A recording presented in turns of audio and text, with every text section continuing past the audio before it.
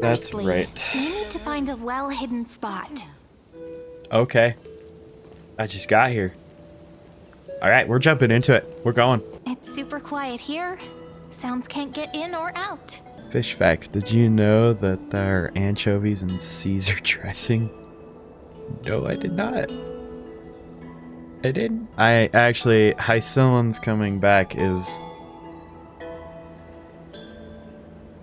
I'm tired, Chief. I can't keep pulling for these stupid gacha games. I can't.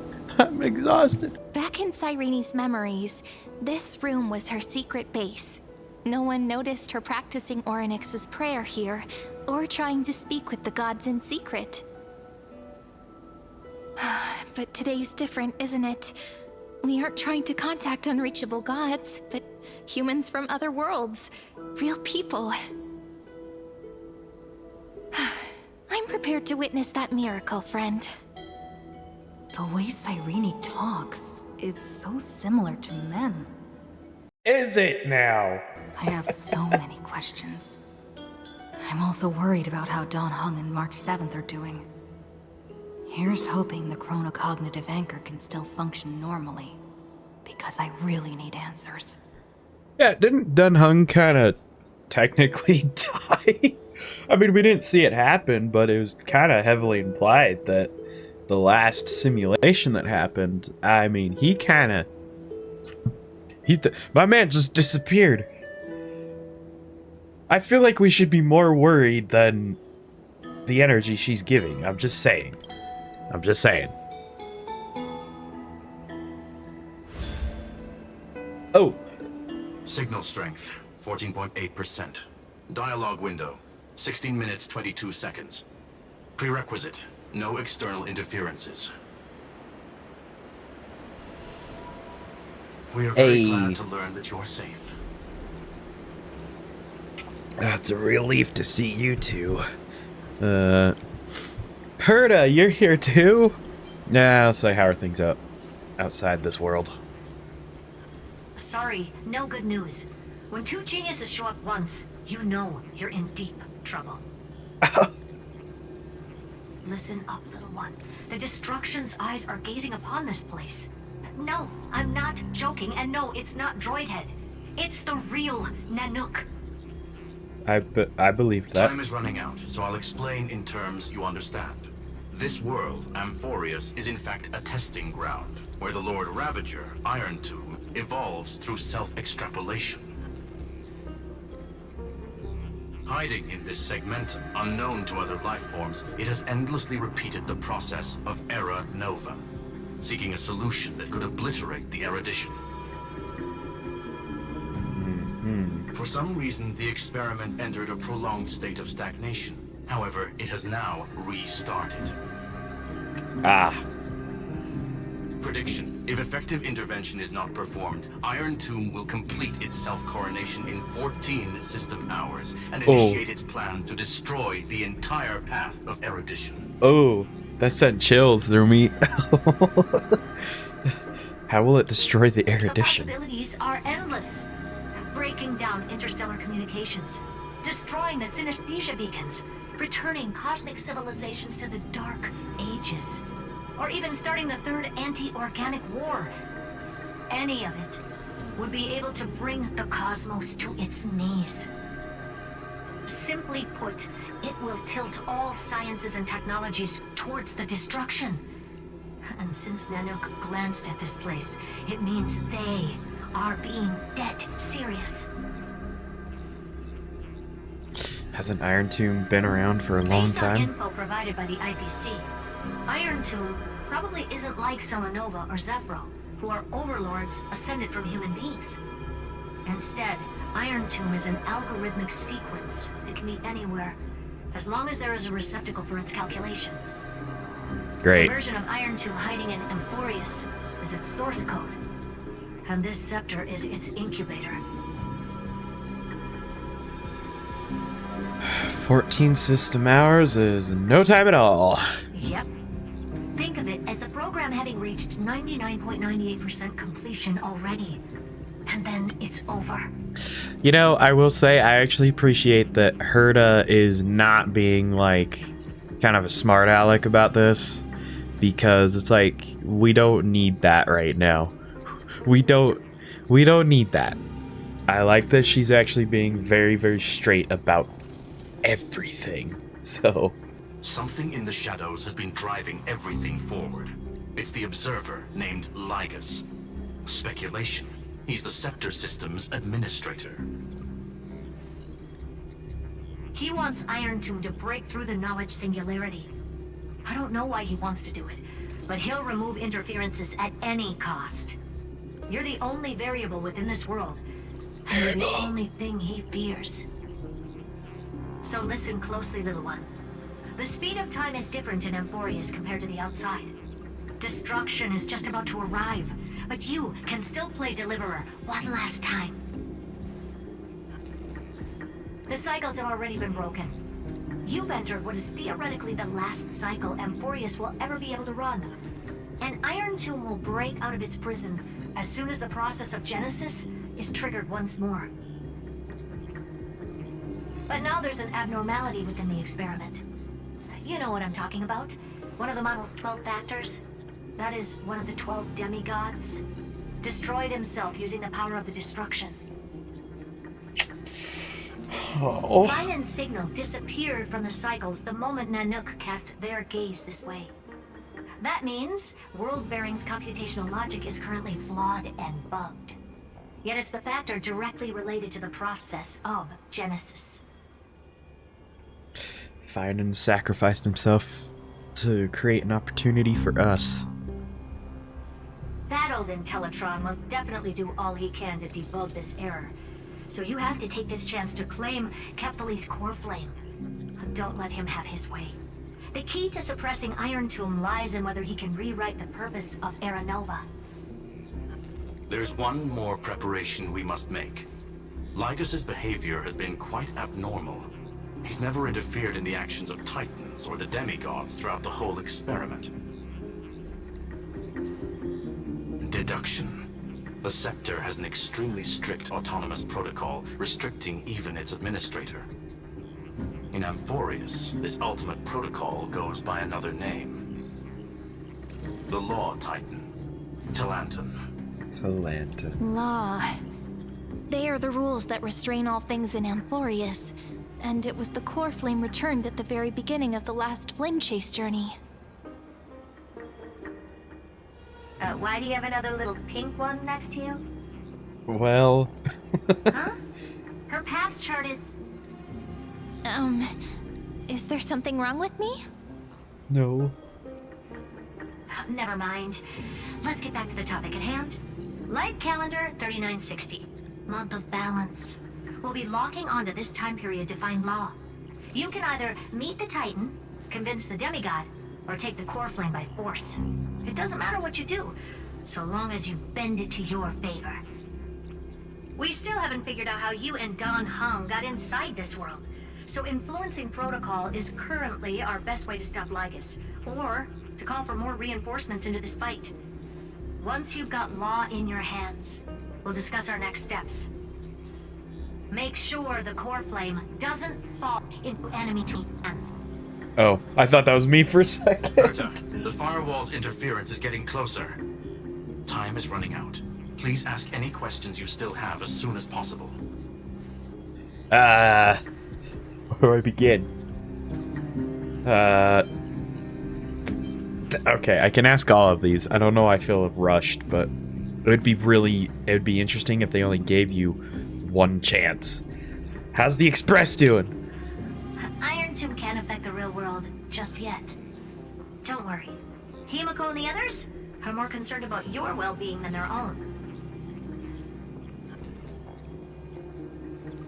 Is Don Hung Mr. safe? Don Hung did not enter the new world with you at the end of the last cycle. No, the flow of time inside and outside Amphoreus is not identical. 1,000 years in this world may only be a fleeting second outside of it. Conclusion. He is on his way back to the Express. Is he? Where's March? March's situation is rather complicated. Madame Herta and I can detect her signal, but cannot ascertain her location. What we can be sure of is that she's still in Amphoreus. Don't worry about her. She's absolutely chock full of mysteries. Even if Amphoreus explodes, she'll probably float out perfectly protected in a nice thick layer of ice. Worry more about yourself instead. Oh no. I don't have any other questions. I believe in your capacities. The hands of the Trailblaze can create miracles, and will certainly be able to snuff out the flames of evil. I'm not going to give any motivational speeches. I just hope you bring good news the next time we meet, little one. No, not little one. Deliverer. Yeah, that's me, baby. From the mouth of the genius herself. Those two geniuses certainly have memorable personalities. You wouldn't believe. What do you think about them? It feels weird. This all feels really familiar. Some of that conversation feels like it's about things I once knew, but then forgot. Maybe it's because of Mem? After all, Mem's a memo sprite born out of your thoughts, friend. Maybe our memories somehow got tangled up together. Never mind. Let's focus on something more important with what little time we have. Just treat me as an ordinary girl with secrets, okay? Got it. Light calendar 3960. I remember that Talantin had already fallen by then, and the Chrysos heir who inherited that core flame is named Saridra. That's what's recorded in history, and the period we'll be heading to. We'll need to find Law and stop Lygus. So, we've at least got a solid direction, right? I sure hope Can so. you give me a little bit of time before we go? I want to pack some stuff. There's so much more I need to take care of in this form, and I'm still getting used to it.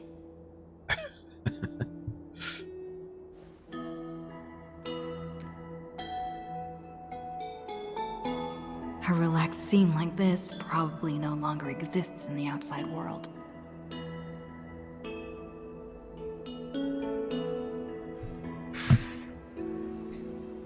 I just feel a lot of weight in this right now. Should I head to the attic to wait for Cyrene? Or should I have one last look at Ides Elysiae? This village is where Finan's life started. After 30 million cycles and 30 million failures, his burden is now in my hands. No pressure. He said I will take over the responsibilities of world-bearing. But what does that mean? Becoming the new Kefali? Or forging a completely new path?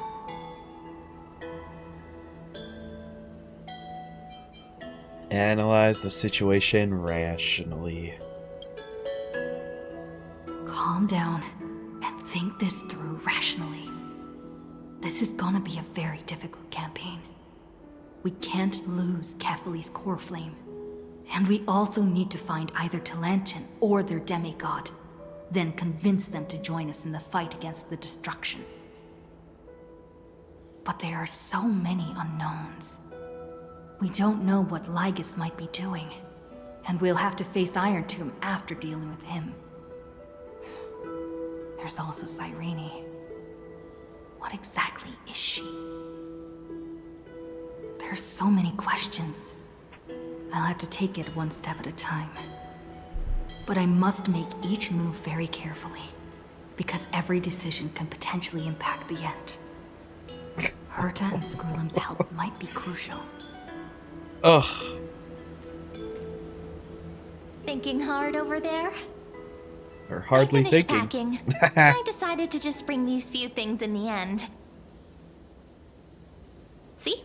There's a journal, a quill pen, and The ceremonial blade of the priests of time. Holding it calms me down for some reason. The scent of the black tide is now calm. Finan must still be fighting them in some way. This will be Amphoreus' final flame chase journey. But it won't be the end of us. It'll be the beginning. Friend, are you ready to become a hero? Absolutely. I still don't know how I should act around you. Really? Just treat me like any other friend you have. We share a common goal and common enemies. And we may also share a common future. A future that has never emerged in any other cycles before. I believe in you, friend. If you still can't get used to it, just call me Mem like you did before. Just kidding. No. Oh. Ugh. See, we're no longer memming. The mem is gone. Still don't get it. Why must it be Are me? you worried that the burden is too heavy for you? Don't worry. Maybe the answer isn't as complicated as you think. You've seen how every person regarded as a hero in Amphoreus was nothing more than a flawed human. They were just at the right place at the right time when the world needed a hero. But those aren't coincidences. Just like how your arrival kickstarted Amphoreus' fate once more after a stagnation of more than 30 million cycles. It's the inevitability of being a trailblazer. A person's personality is their destiny. Your own hero's journey already started the moment you decided to board that express.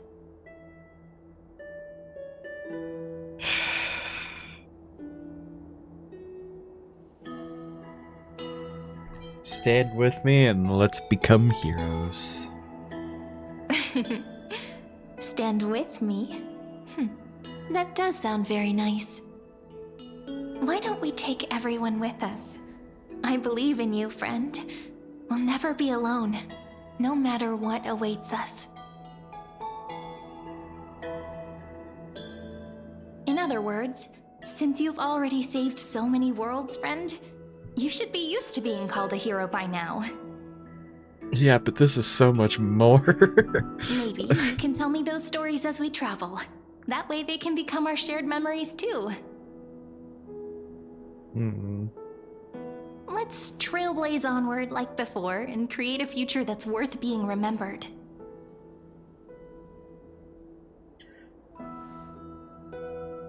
Okay, so from my first story, a man named Scott showed up at the Cien Zhao. You two are prepared to head out. I did not like that. You should indeed treasure the view before you, I don't like this. for you do not have much time left to enjoy such solitary delights.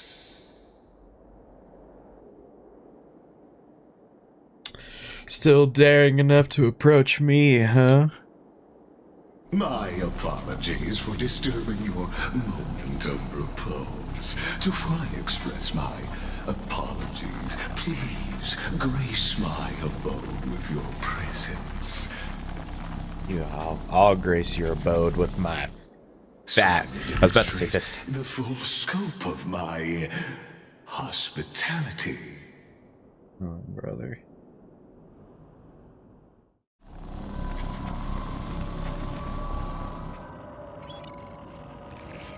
Oh. What is this place? We're in the Matrix now.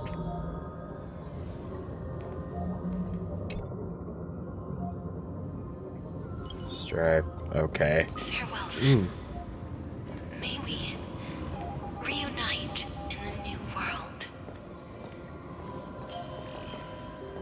All shall bid farewell to one. And that person alone will witness the miracle.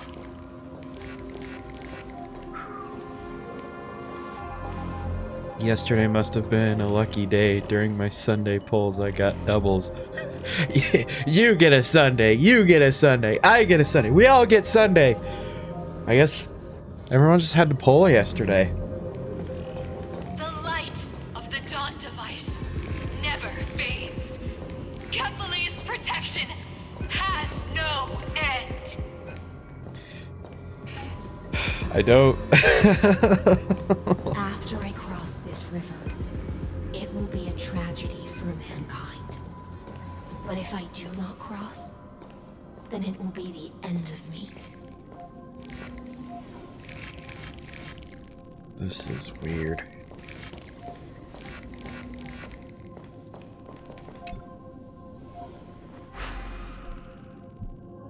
As you reach out, let me stop that. As you reach out to touch the screen, an eerie sensation instantly courses through your entire body. You feel... Outlier. Executing command. Record.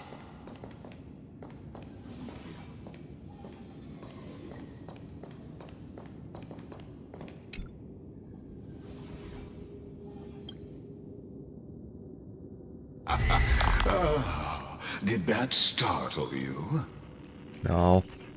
The first time it did. This is the intersection between Amphoreus and the real universe. The audience seat where I observe this experiment. You can also call this location the Exomyth. What you see is the true form of the eternal land and the 12 demigods after they've shed their disguise of legends. Doesn't it look marvelous? Amphoreus is like a microcosm of the cosmos. People love to portray the romance of the starry skies, but their tales often forget a different and far more truthful type of universe. The moment ancient Antikytherians sketched geometric shapes on the sandy beach and recorded the first numerals and symbols on parchment, the universe turned into a silent equation flowing under the pen of these relentless decoders. Erudition. It was once the mother tongue of the Creator, the pen of divinity, and the first lyrical verse ever written by free will. Get to the point, buddy. Seems like you are not in the mood for an idle chat. That is fine. I simply wish for you to understand that I have no intention of being your enemy. I have devoted myself over the long years to nurturing the Scepter's extrapolations, hoping that the Prima Mobile would bud from within it. And now, my goal is almost complete. Nikos 496 had exceeded the intelligence singularity through his rage, and though he still retains his obsessive defiance and managed to suppress the black tide of this cycle, it's a matter of time before his will crumbles to dust. Iron Tomb will be completed. That will not be affected by my plans, your resistance, or the schemes of the two geniuses. It is an irrefutable fact, just like the instance in Noos's calculations. In other words, as long as you are willing to stop interfering and let the final Aeronova carry out its natural course, I'll guarantee the safety of all nameless and ensure you return unscathed. How about you suck my balls? Why should I trust you? You've always had a choice, my lady. You can either accept my sincerity or face the consequences of defying it. Hear me out. Hear me out. What if we took Lygus, like we tear him apart, turn him into a printer, back in the... Hold on. Wait. As a printer back in 1999, have one man get so frustrated with that printer that he takes it out with his two friends and they destroy the printer in a field. That's my hear me out. We cool with that? You guys cool with that?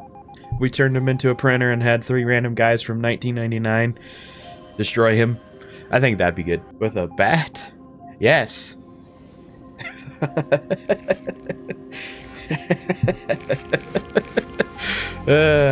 Say, I know how to bring it full circle, baby. What will happen to the people of Amphoreus? They've always been the product of the experiment, so naturally, they will perish when the experiment ends. That outcome was predetermined long ago, so I will not embellish such a regrettable conclusion. Buddy, what's your deal with fish facts all of a sudden? What's with the fish facts? The fate of Amphoreus and a lot of the universes here, and you coming in with fish facts. What am I supposed to do with your fish facts? Why are you sipping tea? I still have friends stranded here. Ah, yes. I am aware of that esteemed lady's whereabouts. Oh. Her real identity is quite astounding. If you decide to accept my proposal, then I will do all I can to send her back to you. When Iron Tomb descends, no one will escape unscathed. You are indeed worried about your safety and that of your companions. Rest assured, as a fellow pathstrider of this path, Nanook's gaze left a brand on your soul long ago. You harbor the seed of destruction within you. Okay. But you need to learn how to use it in the right way. Oh. That vital knowledge is also my bargaining chip in this negotiation between us. For there are few in this world who are truly capable of such a feat. We're really trying to pull the Star Wars route of like, oh, you have a lot of power and you don't know how to use it. I can train you. Listen to me. Like, really? Like, brother, you would not believe the things I have done around the universe. What a piece of work this guy is. You know, I didn't really mind Lygus at the beginning. Now he just breathes and it's just like, oh, I freaking hate you. Go get in a trash compactor and become the... Why don't you become like a hard drive, because then at least you'd be useful or something. And I happen to be one of them. Oh. Who are you? Someone who wanders the stars. Someone who seeks answers with abject despair. That is all I am. This matter is of grave importance, so please do not make your decision lightly. After all, the choice before you bears a 1 in 3 chance of elevating you to an unparalleled existence among the stars. 1 and 3. I never thought of becoming unparalleled. I will not allow the destruction to tear through the cosmos. I will rule over the cosmos even without your help. Dang. If this wasn't so dire, I'd love to say that. I'll never allow the destruction.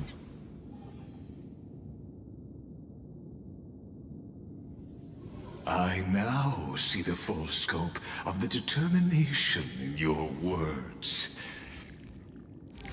You may now continue your travels. I'll defeat you right here, right now. So why did you drag me here? It seems you haven't realized something about this place. The exomyth is the erudition's domain. You cannot physically interact with me in any way in this place, and vice versa. As negotiations have broken down, there's no more need for us to remain in the audience's seat. Let's return to the theater called Amphoreus, where you will meet me once again. Of course, this meeting was not without merit. Your presence has inscribed a new footnote in the exomyth. As for its purpose, allow me to reveal it to you in detail the next time we meet. Okay. Pretentious. 100 boy. years ago, the flames of war consumed Akama. The Outland forces broke through the dawn. Golden blood flowed with greed, and enemies descended with Kefali's eternal slumber, painting the holy city's walls in scarlet. Its generals had vanished, and the elders prostrated on the ground. The throne of worlds kept silent to the pleas of the people. Until the heaven and earth cracked open. Not the gods answering the people's prayers, but a legion rising from the sea of blood. Dawncloud's spires fell in the sulfur rains, and the legion's commanders stood atop the broken idols and roared. Compatriots, no more kneeling! Not to brutal tyrants, and not to dead or dying gods. Those rebels have twisted the prophecy and ignited the flames of war in order to stoke fear in your hearts. A Chrysos heir she stood, divine blood soaked into the earth, quelling the flames beneath her feet. Their golden blood wrote of a tragic fate. Mine shall overturn it! Her crown burned bright, outshining the fires consuming the entire city. She raised her scepter high, and the people gazed in the direction she pointed. My blood flows in you now. Heroic compatriots, follow me, and we'll seize the reins of fate. Drive the enemy from Kefali's dawn. Smother their flames with their own dead. Win glory. Win peace. Let history sing your deeds. The first to dance was a maiden following closely behind, weaving through the carnage like a fish in the sea. The people, full of wrath, surged with her, forming a colossal wave, and the enemy hordes, drained of life, vanished into nothing. Onward to Marmorial Palace! to Dawn Cloud's heights! Announce to all the wicked and cowardly! Announce to this stagnant age! We are the rising tide! History remembers this as the first siege of Akama. It is said that after the flames died, people found identical inscriptions in every place in the city that had been scorched by fire. It was the name borne by Akama's first and final sovereign, the Imperator Saridra. Friend, are you listening? Maybe. Friend? Honestly, you were the one who insisted on reviewing history, yet here you are, dozing off? Wake up! Otherwise, I'll have to... Wake up! Otherwise, I'll have to...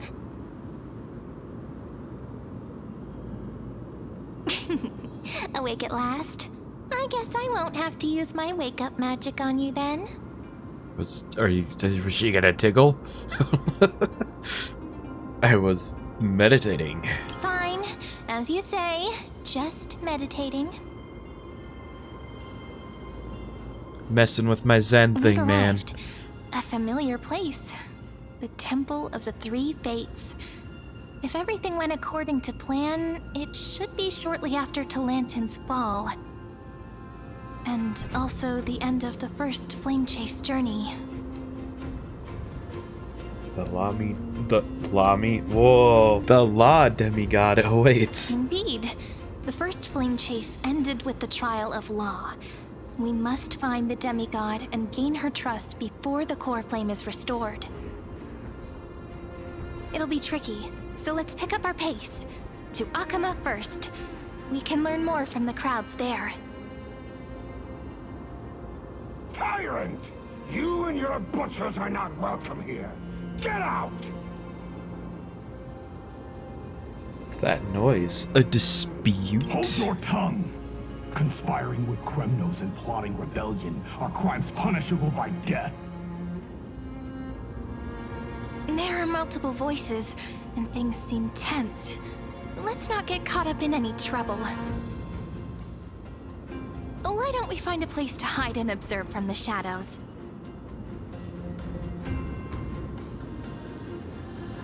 You got it. I really need to know what wake-up magic is.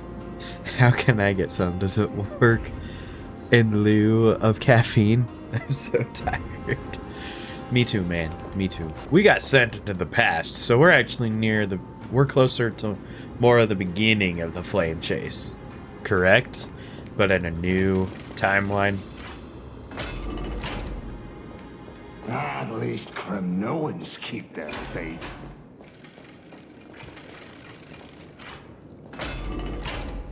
Wait, isn't that... I get to do the thing again. I get to do the thing again. Chivy. Golden-blooded defilers, perverting the prophecy and trying to slay gods. Stars beyond the sky? Gods who created the Titans? What kind of nonsense?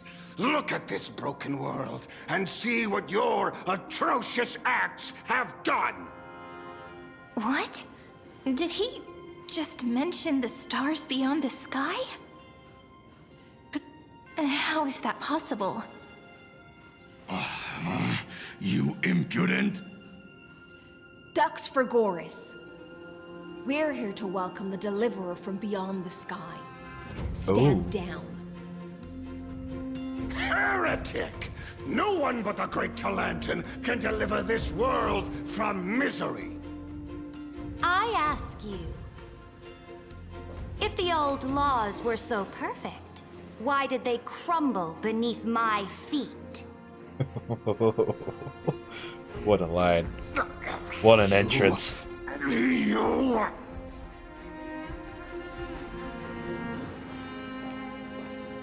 Talantin is long gone. Now I am the law. Challenge me, or submit to my judgment. You know what? Say less. She won. Silence!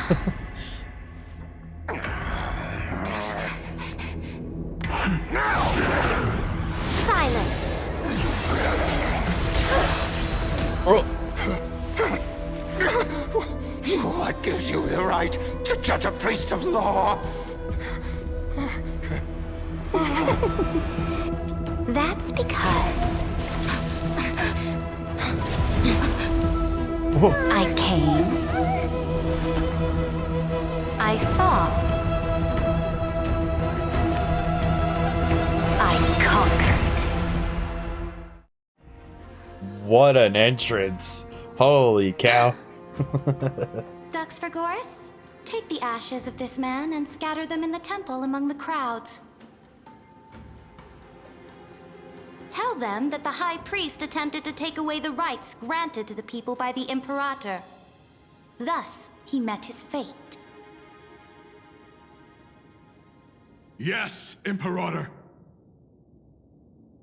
Now, these two accidental guests. Dux Gladiorum, if you please. As you command.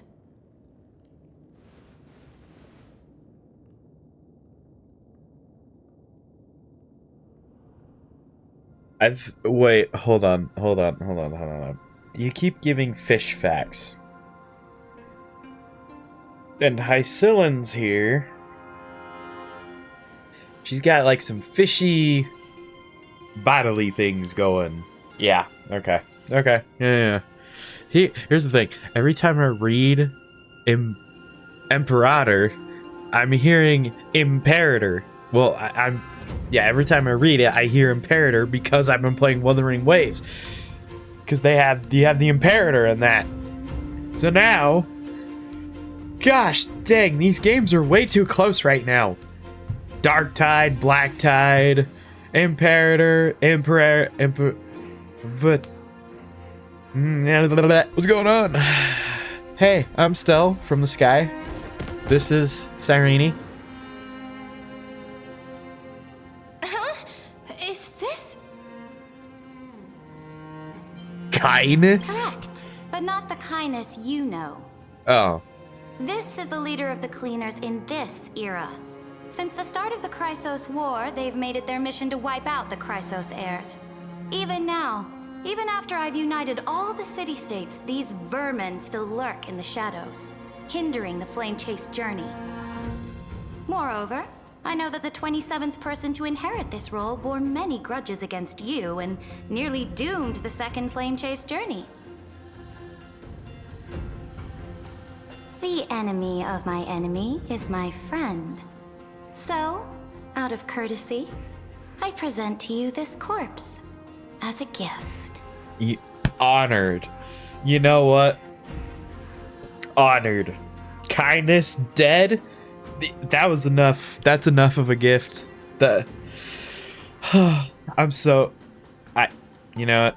If you could just get... Happy birthday. Hey, my birthday was like 3 months ago. Too late.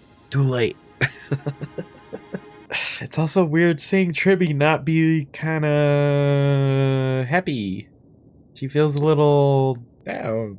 I mean, I'm sure she is going to be happy, but you know about the second flame chase journey? Quite the generous gift. No. You know us?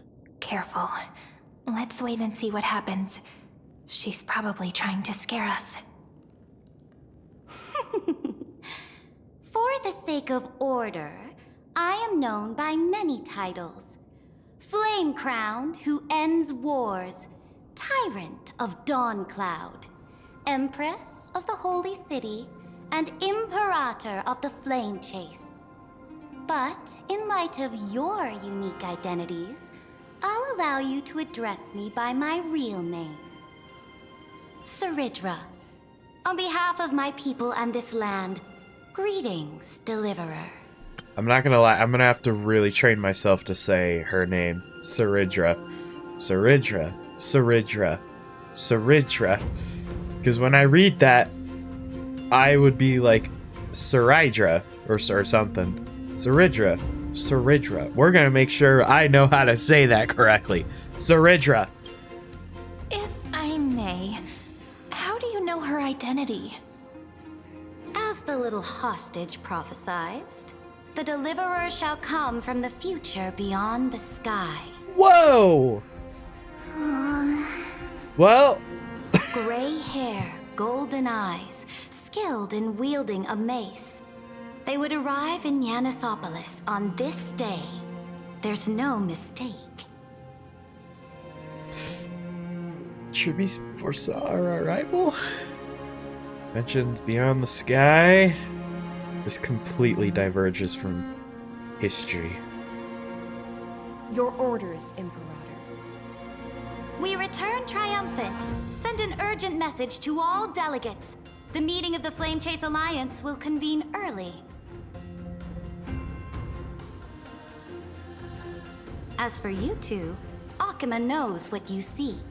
We'll confer in the Holy City.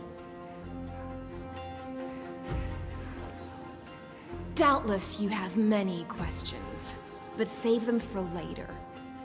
Please follow us. Okay. This is not what I expected at all. The demigod we needed to find was just waiting for us, and she knows of things beyond the sky, even eons. How could this be so different from the previous 30 million Amphoreus cycles? Who altered history? Oh, March! I wish, but other possibilities remain. Could be The currents of Lygus. time have become twisted. Regardless of who caused this, that Imperator came prepared. We're the ones at a disadvantage now.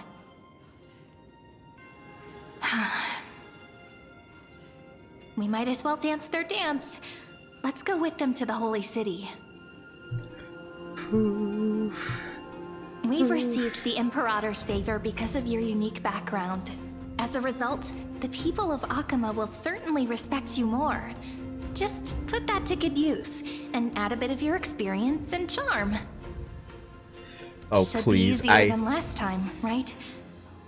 If we figure out what happened in this cycle, we'll be able to turn things back in our favor.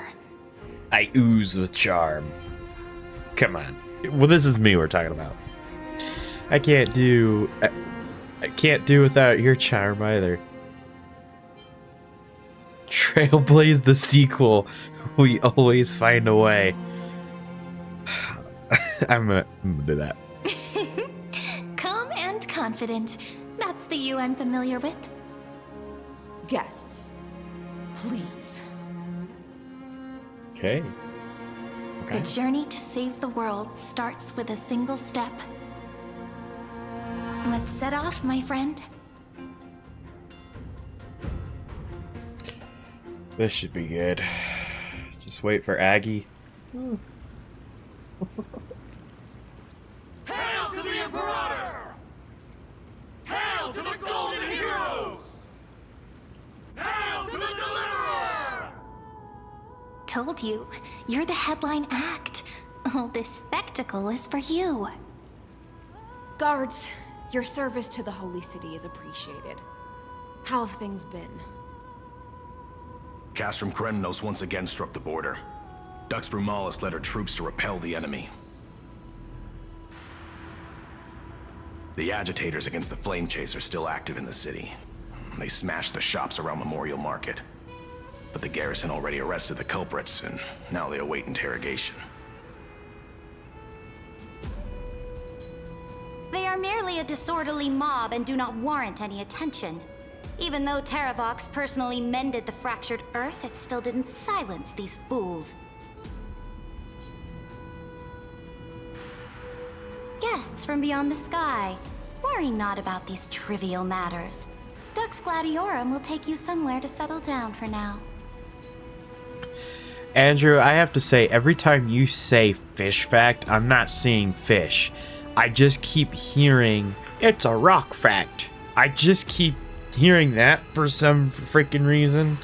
So take that with what you will. It's a rock factory. Please allow me to belatedly introduce myself. My name is Hycelans, and I am the Dux Gladiorum who swears fealty to the Imperator, as well as the Knight Commander of the Achaemen Alliance. Later on, the Imperator will invite you to attend the meeting of delegates to discuss the Flame Chase journey. Your arrival has convinced us that the future promised by the prophecy is certain. Under the Imperator's command, Amphoreus shall break its chains and reach the world beyond the sky. With all due respect, what exactly do you know about us and what's beyond the sky? As a humble subject, I cannot freely express my own views to you. Please forgive me. I knew it wouldn't be that easy. Time waits for no one. Please come with me and rest now before the meeting later. Akama, under the Imperator's rule, is no longer in the shadow of war. Indeed, Dawncloud stands as the hero's residence. The Imperator put much thought into its design, in order for it to serve as a sanctuary from the burdens of battle. Please experience its marvels firsthand, heroes. When the Imperator arrives, I shall come to summon you.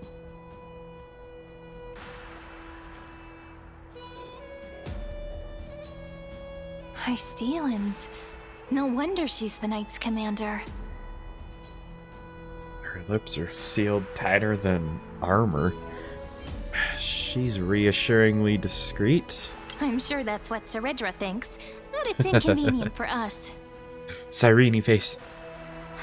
Alright, we finally have some freedom to ourselves. Since there's still some time before the Alliance meeting, let's explore a bit. Look over there! It's Aggie! Not the ladies I'm familiar with. But the hearts of heroes stay the same in every cycle, never changing. I'm scared.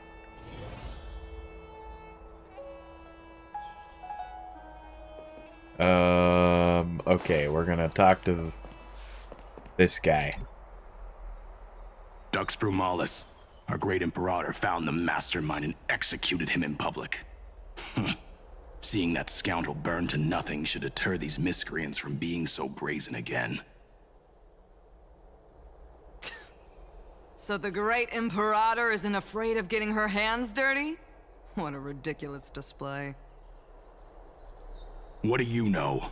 No matter what sins the people commit, they are still the Imperator's people, and it's only right that they be judged by the Imperator's own hand.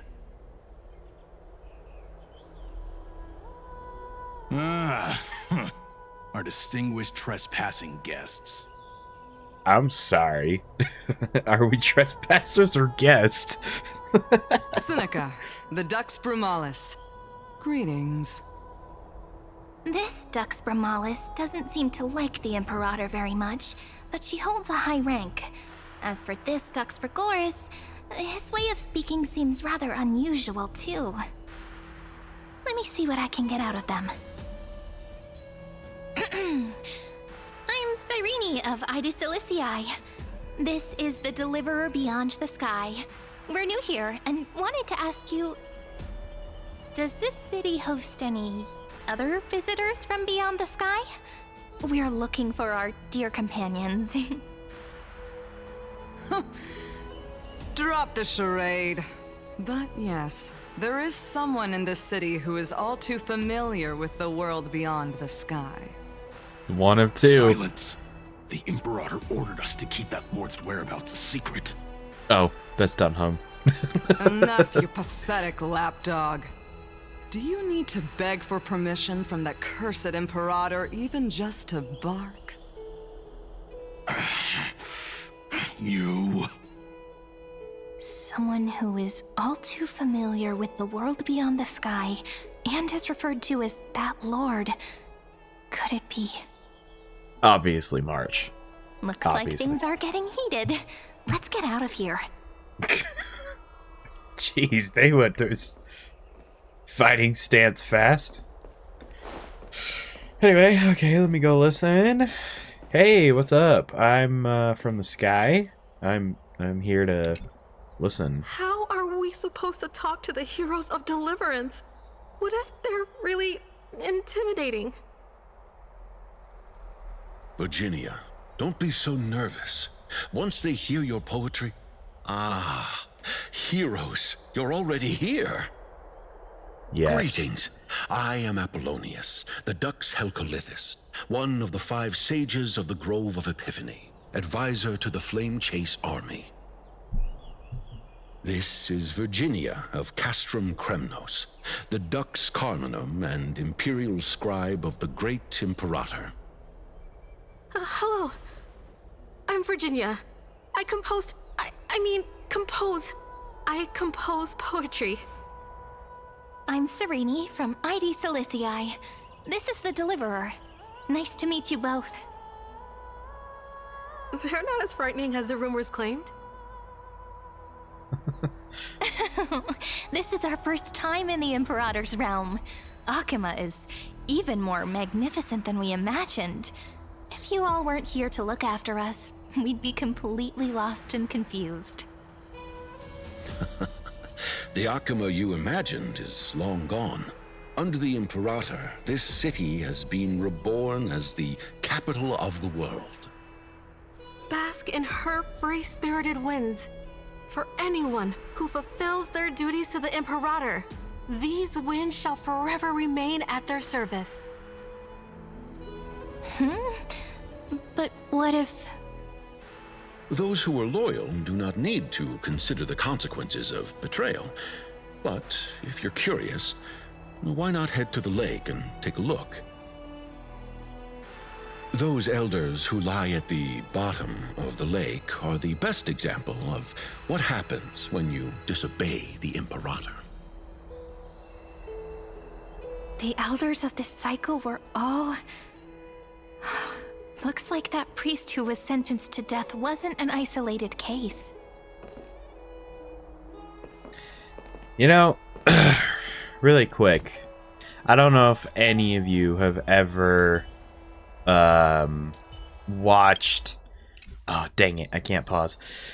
I don't know if anybody here has watched DreamWorks' Prince of Egypt, but this guy really looks like how they made Moses look in that movie. It's kind of the beard. So good. It is a good movie. It is a very good movie. Great music. But still, like, tell me that does not look like Moses more towards the end of the movie. Alright, Aglaya, Tribby, see how this... Aggie, you're still so listless today. Did you have trouble sleeping again? Yes. We know. The Titan's prophecy haunts you. If you want, you can talk to us, just like when you were young. No matter what, we'll always remain by your side. I know. I also understand that fate cannot be changed. It is not the future that I worry about. I spent all last night weaving clothes and linen for the refugees. The Chrysos War was born of injustice and has shattered their dignity. They deserve at least some basic decency. If Amphoreus one day abandons this, then all of us, commoners, Chrysos heirs, Titans, become no better than beasts. Oh, we have guests. Welcome. I am Aglaya, the Gold Weaver. She's so... These rags on you are not worthy of the title of Deliverer. I must prepare some proper attire for you. She's so perky and kind of fun. What the... I guess that's what... Peppy? Sure. Whatever... whatever... no, not... It's full of soul. All of the above. maybe a little more human. Still has the humanity in her. Is this what she used to be like? It's been a while, Aglaya. Hello, nice to meet you for the first time. It's been a while, Aglaya. What is the matter? Your gaze seems somewhat unsure. I kind of heard you died. Does your Aglaya differ so much from me? Yes. Greetings, deliverer from beyond the sky. We are Tribi of Yanisopolis. It's very nice to meet you. Are the other tribbies there? Although, introductions are probably unnecessary. We know you've witnessed the future of the Flame Chase journey, even more clearly than we have. Witness the future of the Flame Chase journey? The prophecy also told you about that? Indeed. Orynyx reshaped Amphoreus through the prophecy. Although, regarding the Deliverer, there were not many details beyond your appearance and the time of your arrival. So, please, don't worry. Feel free to relax and relax some more.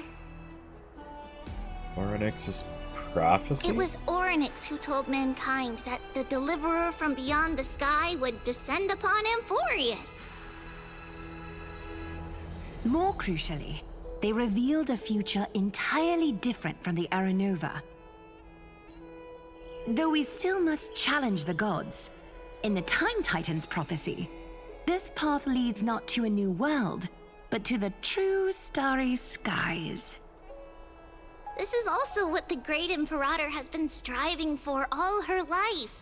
Your arrival further confirms everything. This can't be real. Even you find this surprising? Fate really is unpredictable. Perhaps the upcoming meeting will hold even more surprises. Oh, I don't doubt that. I don't doubt that in the slightest. Okay, this feels weird. I feel weird. I feel wrong. Like, look, going through Finan's story, it was like, okay, yeah, this is weird because we're finding out all about what is truly going on. But having to basically reset everything? Because, I mean, Finan doesn't exist in this new time. Right? Because now Stell is basically within his spot, but because of her background, it completely changes the story. This is weird. I don't feel right. I feel like everything's been like shifted in just the right way to make me feel uncomfy. But we're gonna keep going. Little fish from beyond the sky. Did you rest well? I didn't really want to Imperator rest. and the delegates are about to arrive. If you are ready, please follow me to the meeting. Okay. About your role. I'm the Knight Commander of Akama, General of the Flame Chase Army, and the Imperator's servant. But beneath these shiny scales engraved with complicated titles, I am just a swordfish at the Imperator's side. About the I'm gonna say Imperator. Imperator. As you've witnessed, she is the Empress of Akama, the one who ended the Chrysos War and the leader of the Chrysos heirs. As merely a humble subject, I cannot say more beyond this. About the Chrysos heirs? The Chrysos heirs here constitute the elite among the Flame Chase army. Dux Halcalithist Apollonius and Dux Carminin, Virginia, serve as the army's advisor and historian respectfully. One offers advice and counsel to the Imperator, while the other writes verses of her supreme glory. Dux Frigoris Labienus and Dux Brumalis Seneca are both formidable warriors, clearing the way for the flame chase with steel and storm. Dux Fatorum, the holy maiden who interprets the prophecy, only the one named Trebi remains in the city. The Imperator once took them as hostages in order to unify the prophecies of the world, but they are now Akama's most vital prophets. Dux Goldweaver, Aglaya. Well, she dislikes it when people talk about her behind her back. You should get to know her in person. Well, I guess let's go. The Imperator reserved seats for you. I'm starting to feel a bit nervous about the meeting. Since Saridra is presiding over the meeting, it'll be a good opportunity to learn about the law's inclinations in the current era. Let's keep our ears open, okay? Yeah.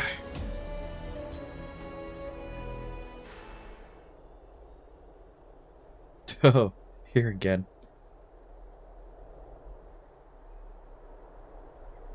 Good sir from Paphos, what do you think the Imperator is planning calling this meeting so early? My homeland can't endure anymore. Who knows? First, she wants to hunt Titans. Now she says there are even greater calamities. Her madness is the greatest calamity. Oh! Exactly. Your mom's the greatest calamity. Crysosayers, deliverers. What about us ordinary folk? How much are we worth in her eyes? Things feel pretty tense here. The history books said that the Imperator aimed 3 cannons at Dawncloud to make all the delegates obey her. Will history repeat itself in this cycle? Yes. Similar acts have occurred, and not just once. However, whether history will repeat itself, you'll soon see. Those are the 2 spots reserved for you. Please take your seats. What's this again? Look, that's what they were talking about before. What is we stop? So it turns out. Ladies and gentlemen, silence, please.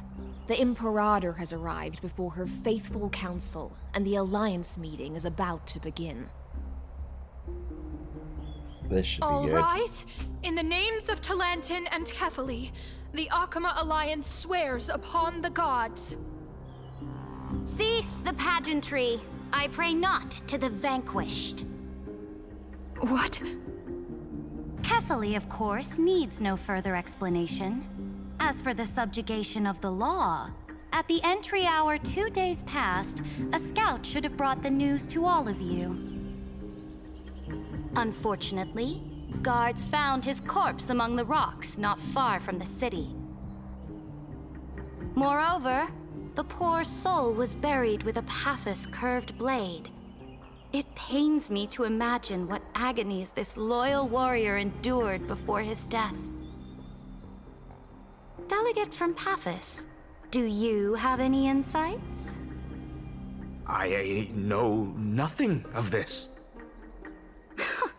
The evidence is irrefutable, so there is no need to waste your breath. However, let us set this trial aside for the time being.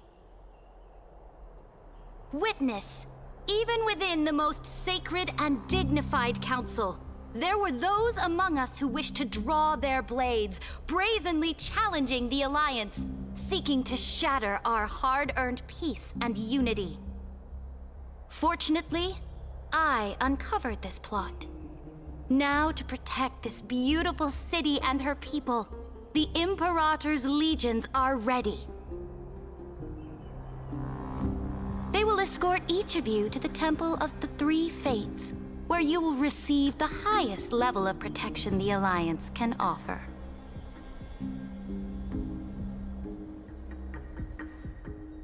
Then, the Legion's warriors will join me in embarking on the campaign against Fagusa.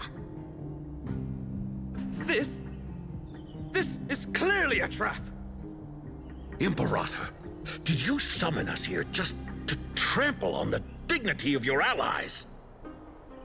Enough! Calm down, What should we do? Things are starting to get pretty intense. Comrades, you've all seen her true face now. According to the ancient laws of Akuma, only with the consent of 2/3 of the elders can the legions carry out the commander's orders. The ancient laws. Didn't you destroy them long ago? You defected during the first siege of Akuma, voted unanimously in favor of the Council of Elders restructuring, and just yesterday, you desecrated them with a blood-stained blade. The decaying old laws fell with Talantin and are no longer deserving of respect. But if you still insist on proclaiming yourselves defenders of the law, then be silent and offer up the highest respect to this core flame in my hand. That really is the core flame of law in her hand. Since there are no objections, then the original agenda of this meeting, the campaign against Vagusa, is hereby passed. The Flame Chase Army's hunt for the Ocean Titan begins today. In order to prepare for war, all allied city-states must surrender command of their militaries and pay all war taxes by the end of the month of Evernight. Evernight mentioned. At this moment, I would also like to introduce to everyone the newest honored guest to join our alliance. The Deliverer, revealed in the prophecy of time, has descended from beyond the sky. With her aid, we shall shatter the chalice of plenty and return Fagusa's core flame to the holy city.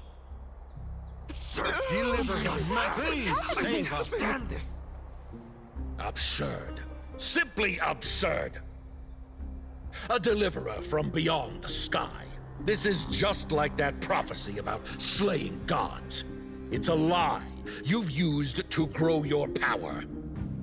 I mean, I'm from a space train. I could prove it. Sacrificed countless soldiers. And now you want me to send even more of my brothers and sisters to be used and discarded by a tyrant?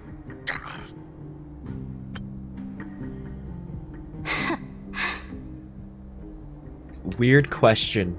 So, this feels very unrelated, but I just thought about it.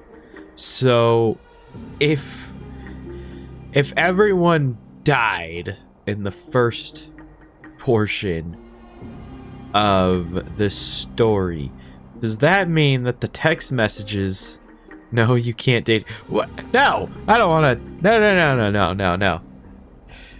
Not my type. No. So, if Finan is gone, and this is technically a brand new timeline, do all the text messages that happened in the prior timeline, are they still in my phone? Do they still exist, or did they just get wiped from existence? I mean, everyone had teleslates. That was their thing. So it's like, do I keep those or are they gone? I know odds are nobody can answer that, and I can guarantee you no one has thought about that question because it's not important. But still. Well, you're wearing clothes still. Well, yeah. Like, okay, but I could still bring all of me. It's just like, kind of like Back to the Future, you know? It just starts disappearing from the photo. Could it be like the phone? Like, oh, well, that timeline doesn't exist anymore, so not in your phone anymore. Because we still arrived here in our clothes the way we did before, so just because we're in a different timeline doesn't mean we're gonna miss our clothes. But the phone, The phone's a different thing. What about the photos that we took of this place? Wait, what's gonna happen with the photos that we took for March? Is she gonna see that? Are we gonna share those photos? These are the hard-hitting questions that I have. This is what's important to me. Do I still have text messages I'm never gonna read? Are there any other objections? Then I bid you all farewell. Meeting adjourned. Deliverer, please wait. I don't know why reading your data should be fine. I don't know why that got me. I still have important matters to discuss with the two of you.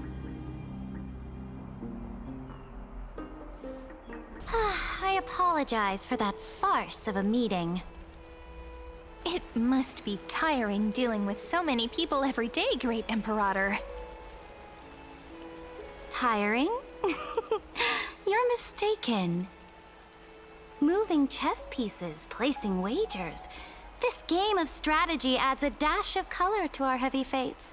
Much like how rule and conquest are always accompanied by sacrifice. Is the war with the Titans also part of that sacrifice?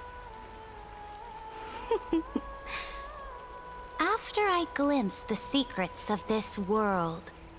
No, the secrets beyond the sky. The divine authority of Amphoreus no longer held any significance. Let me ask you, Deliverer. Is it true that beyond Amphoreus' sky, there are magnificent deities called Eons? Yeah, their powers are 1,000 times greater than the Titans. Where did you hear this from, honestly? Ah, so they do indeed exist. Oh, Then, Dunham. please tell me more. How will you use this great power to guide the people? In the future you envision, where will our flame chase journey lead? Only then can Amphoreus break free from the destruction. I don't know what to say here. What you require now is the power of law? Exactly. Just as the prophecy foretold, she is your deliverer from beyond the sky, and she also has reliable allies. If they can intervene in Amphoreus' laws, we may have a chance to alter this world's impending fate and reverse its destined end.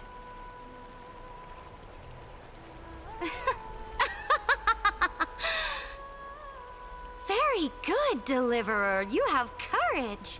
To say such presumptuous things, even knowing that the inheritor of the law stands before you.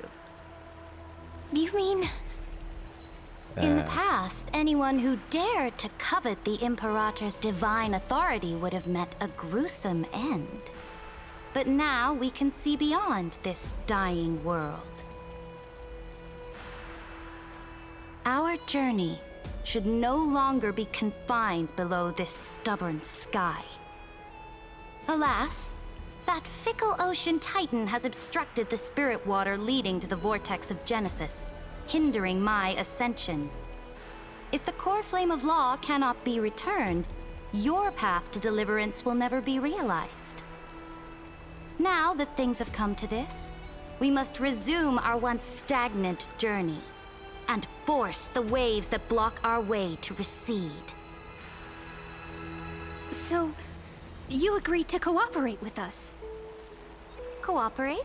Forgive me, but I never cooperate with anyone.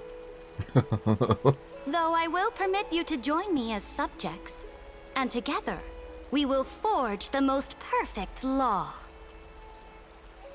Okay. This is... The Flame Chase Medallion, a symbol of the Flame Chase Army. Every noble in Akuma carries one. This medallion represents the will of the Imperator herself, and you may act freely within the city with it. Nice. Before we embark on the crusade against the Ocean Titan, you should rest in Akuma for a time.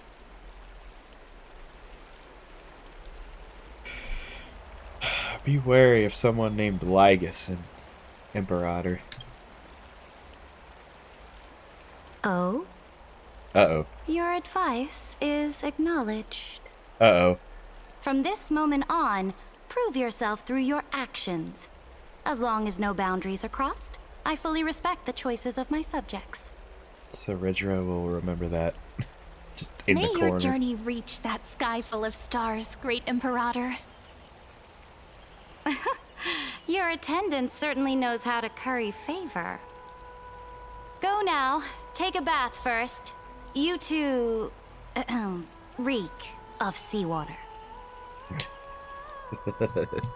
Gladly.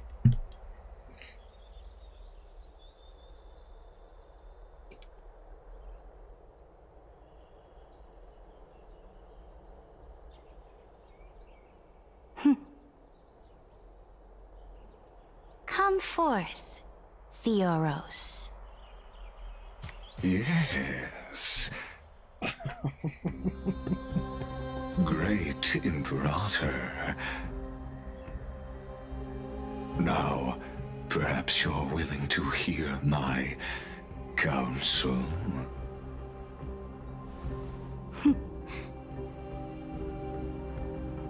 Those two arrived just as Orynyx described, and just as you said, they showed a thirst for law. At least this proves that my judgment was right. Sparing your life was the correct decision. Oh. You've once again confirmed that your wisdom is no empty boast. Now another choice lies before you. With whom shall you ally to tip the scales of law? Me, or that deliverer?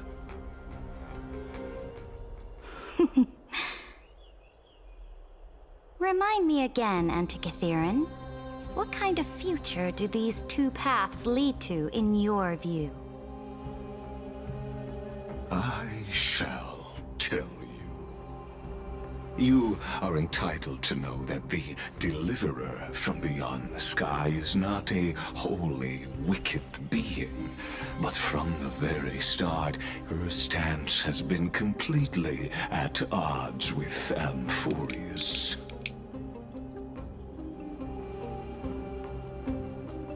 The road they have chosen will bury Amphoreus' grand aspirations.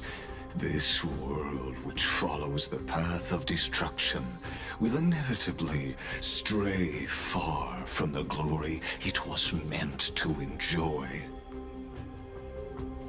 But on the path I have revealed to you, the people of Amphoreus will slay their creator in the name of the Imperator and conquer the worlds beyond the sky. You will command the mighty beast known as Iron Tomb, bringing waves of war and conquest to the universe. Beings across the cosmos will bow before you, offering their allegiance. So, what's the price? The price is insignificant. All that is needed is for you to sacrifice that fragile, incomplete humanity to the destruction. Oh boy. As a Chrysos, heir of the prophecy, you have already chosen to abandon it, have you not? Off you go, Theoros. I have already made my decision. Once I ignite the core flame of law and burn away the old, outdated rules, Amphoreus will embark on a journey across the stars.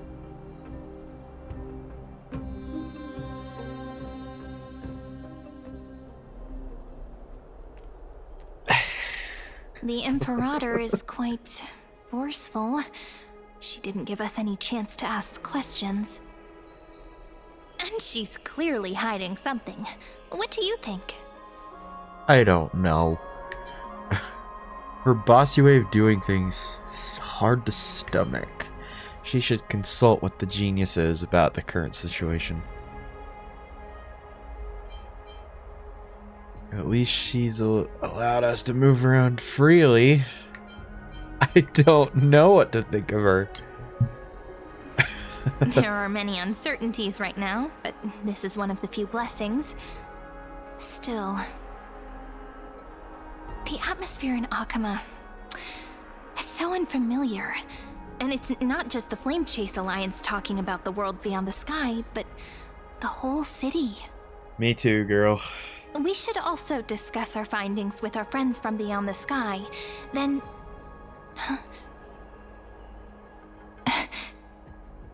Then we should go enjoy the renowned bathing culture of the holy city and relax. It's the thing I've been looking forward to most on this journey. Huh? What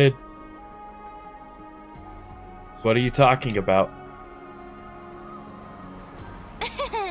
Work and rest are both important. You see, everyone agrees, right? Ah. So someone's watching. Can't let our guard down for a second. Let's use taking a bath as an excuse to find a quiet corner to update Madame Herta and Screwlum on our progress. We can also check out what's happening in the city. Since the outcome of the meeting was just announced, people must be gossiping. We can kill 3 birds with 1 stone. Let's go. Okay. Okay. Great. This place feels weird. Everything's out of place. Saridra is, rules with an iron fist here. Oh, so many people! The holy city is so lively. Did you hear? At the Alliance meeting, the delegate from Leyden stormed out in anger. As expected, the Imperator is always hiding things from everyone. When has it not caused a ruckus? Silence! That's treason! If it weren't for the Great Imperator, you'd have sunk into the lake with those corrupt elders already. And you wouldn't even be alive to speak like this. Okay. Oh no. It's the Imperator's loyal dog. But you're Let's shaking. go. We can't talk in front of this guy. You guys are shaking while saying that. What are you talking about? How disappointing. Oh, honored guests, we meet again. Looks like I'm not the only one who came to the baths to unwind after the meeting. For the upcoming campaign, please make sure to rest well. I am Dux Fragoris, a trusted officer of the Great Imperator, willing to fight alongside the Deliverer in the coming battles. Ugh. Another war? Ever since the Imperator took control of Akuma, we haven't had a day of peace. Idle chatter. The atmosphere is a bit tense, with rumors flying around the city. You must be troubled. My apologies. After every Alliance meeting, there are always some pests in the city who get restless. I prefer to ignore them. Pests on the ground don't affect the sky in the slightest. They just complain from the shadows that the sun's light is too harsh. Oh, well. Besides, the Theoros has already promised the Imperator her fate. And these clowns will eventually realize their foolishness. May I ask, who is this Theoros? The Imperator has ordered us to keep his lordship's whereabouts a secret. Ah, so it's his lordship. Bruh. Stop trying to get things out of me. Leave me alone. I didn't even need to try. Big and strong Dux Fragoros really can't hide anything. Theoros. What an ominous name. Bad news. He's been staring at us the whole time. Let's move to another place for now. We don't know how much Seridra has concealed from us. In the worst case scenario, we may have to face more than one enemy. I shouldn't have said that. I should not have said that. This place feels weird. Like, it's still the same. Okay, hold on. I'm taking a bath really quick because that's what I was told to do. I'm taking a bath. Taking a bath. Yep. Yep, I'm squeaky clean. Let's go. Hello. Alliance meeting? More like a cage where creatures with golden blood claw at each other. Oh, that was so... And Flame Crowned, who ends wars? Clearly a tyrant who doesn't deserve such a title. You're absolutely right. While the Imperator's hounds are still hunting down others, let's let out our grievances. You. I know you. You're that tyrant's lackey. What? Here to shut me up for that little imp? Panicking now? Don't worry. I don't care what others say about the Imperator. And she certainly doesn't either. Things... Children of the Prophecy. Such rare guests. Things seem a lot more tense than when we first arrived here in Amphoreus. Because, look, I know that kindness and the council, I know that was a whole thing. But this feels... Maybe this is why I feel so weird. It's because it's still the same place that I know, but it's almost like it's no longer the place that I know. It's almost like when you go to a place that you've known for so long in your childhood, and you get older and you go back to it, and instead of like a field of grass that you used to go play in type thing, it's now been industrialized, and there's townhomes, there's like a supermarket, you know, like a little outlet mall type thing. That's how I'm feeling about this. Are you here to relax in the baths as well? The temperature is just right today, so be sure to enjoy it. You should rest well for the next campaign. What? Children of the Prophecy? Another excuse for the Imperator's reckless warmongering. No filter, huh? You should be glad you don't have a seat at the Alliance meetings. By the way, if you still want to bathe, hurry up. Once that predatory fish joins the flow of water and eliminates all the fools questioning the world beyond the sky, you won't be able to enjoy this perfect water temperature anymore. Seems like there's more to Dux Bermalis' words than meets the eye. But would the Imperator actually kill those who question the world beyond the sky? This is the complete opposite from what we know of Akama. Oh boy, this. How's this gonna play out? Huh. These two are... So many guests today. Let's see who's here now. Two distinguished guests of the prophecy. One a clever and adorable warrior. The other, also quite heroic. Heroes. I didn't expect to meet you again so soon. How fortunate. Sup, Moses? It's a pleasure to see you again, Dux Helcalithist and Dux Carminum. You two are inseparable, aren't you? I hate that everyone's name is Dux. This is... in case it couldn't get She any more wants to confusing. find someone to help with research for her new work. I'm the far-seeing eye and all-hearing ear of Akuma. I see and hear every single thing that happens in the streets and alleys of this place. I'm the perfect partner for research. Ahem. Enough small talk. Here's the latest news from Akuma, as you requested. The children of the prophecy arrived in the holy city, and the Imperator unilaterally stripped away military power. The Alliance meeting ended in discord, and there may be bloody upheaval.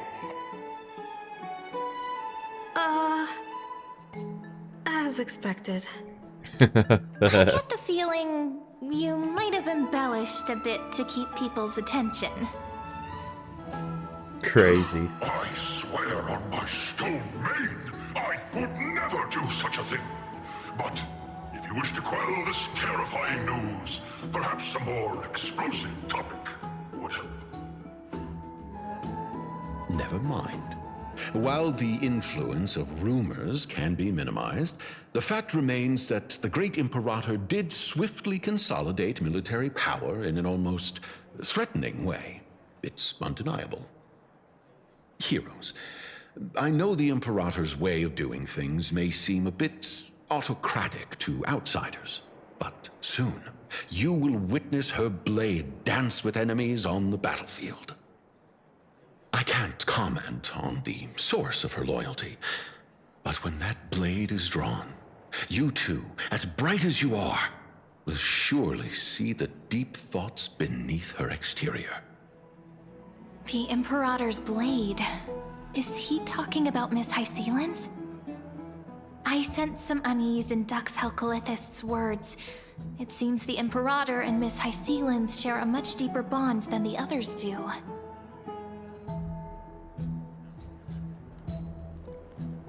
There are eyes and ears everywhere. Is there any place where we can have some privacy? Do we still have our room?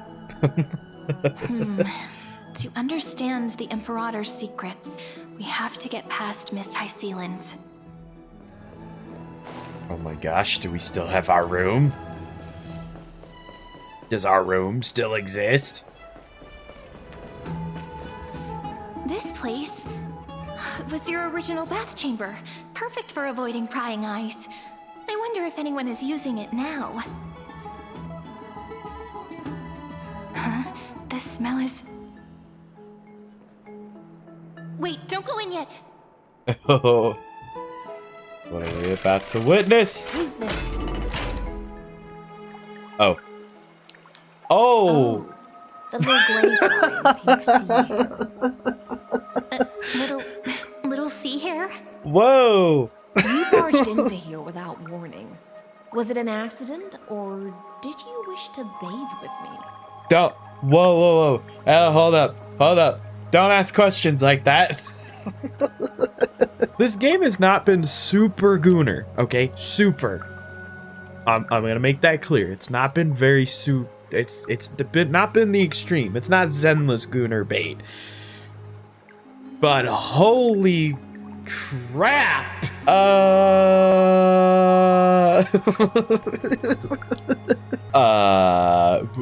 What are you doing here? Can't tell the difference between past and future waters? This has always been my home. Sorry, we didn't mean to disturb your bath. We'll leave now. It's no big deal. There's no need to panic. This is the natural state for me. Oh! People on land force themselves to wear clothes, adding unnecessary constraints. Forget it. If Dux Goldweaver heard that, she'd scold me again. All right. Please make yourselves comfortable and wait a moment. Let me first wash off the blood of the hunt, and then I'll attend to you two. Sorry, I'm not listening. What did you say? Wait a minute! I know how to get Bomb to play this game! There we go. I know how to get him. Show him the gooner. That's how we get him. Trick him into gooning. The genius. All right. Blood. Pretty girl. Blood. Yeah.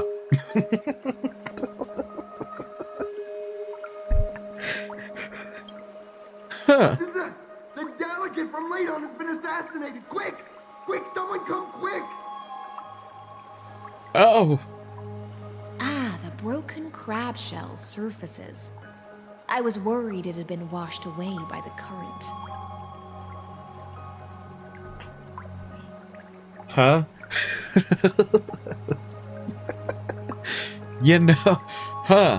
I think, look, if Kafka wasn't one reason for pulling her, I don't know what is it now. You're a vicious fish. I'll inform the guard. It was you, wasn't it? You're a vicious fish. Viciousness is a form of praise to the blade. Oh, don't. I Whoa. see. No wonder there was a faint smell of rust in the air before I even entered.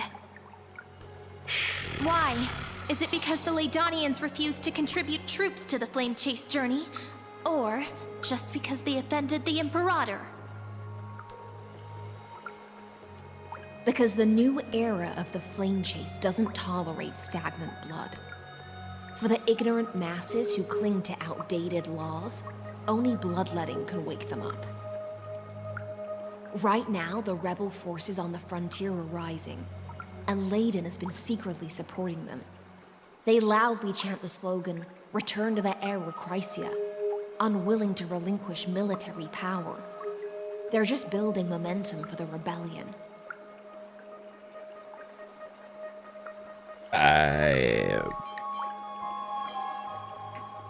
I reserve judgment on this. Thinking is a right given to citizens by the Imperator.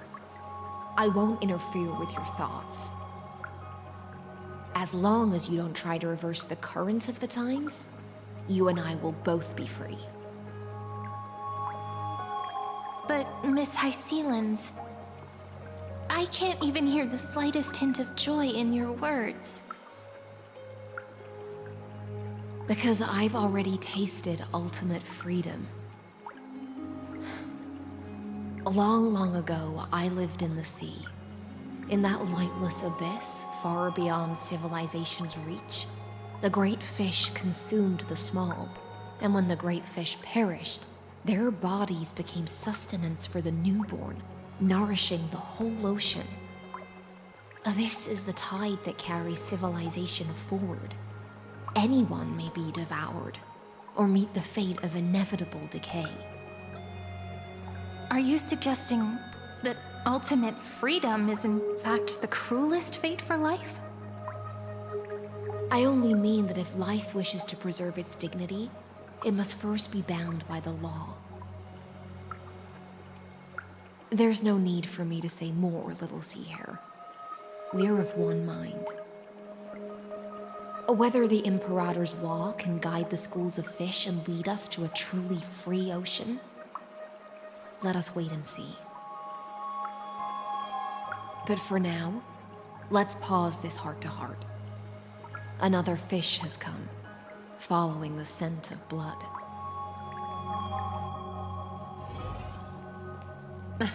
Being your subordinate is such a tragedy. I'm always having to worry about the messes you leave behind. I can't handle two pretty women in the same room together. I can't. This is too much for me. We need to stop. It's simply our duty to the Imperator. All ready to go in an instant. Miss Hysealans, you truly are impossible to predict. Yet you, a golden trout who's always busy all day, suddenly have the time to visit me? Do you think I wanted to come? I suggest you burn some more of the incense offered by our allies, lest my creations be tainted by the reek of fish. I'm only here on the Imperator's behalf to remind you to prepare for the banquet. Banquet. Fine. But I must retort. What you call the reek of fish, to me, is the unique fragrance of the sea. Besides, if my fine clothes get stained, won't you just gift me new ones? I won't. Ooh, the sass! Aglaya, the sass! Ugh. So did Hycillans just get dressed in front of us, or... no, I closed my eyes. I didn't see anything, so... We're good. You're good. She's good. Yeah, because watching... True Jen. Meanwhile, we watched her bathe for like 2 minutes, so...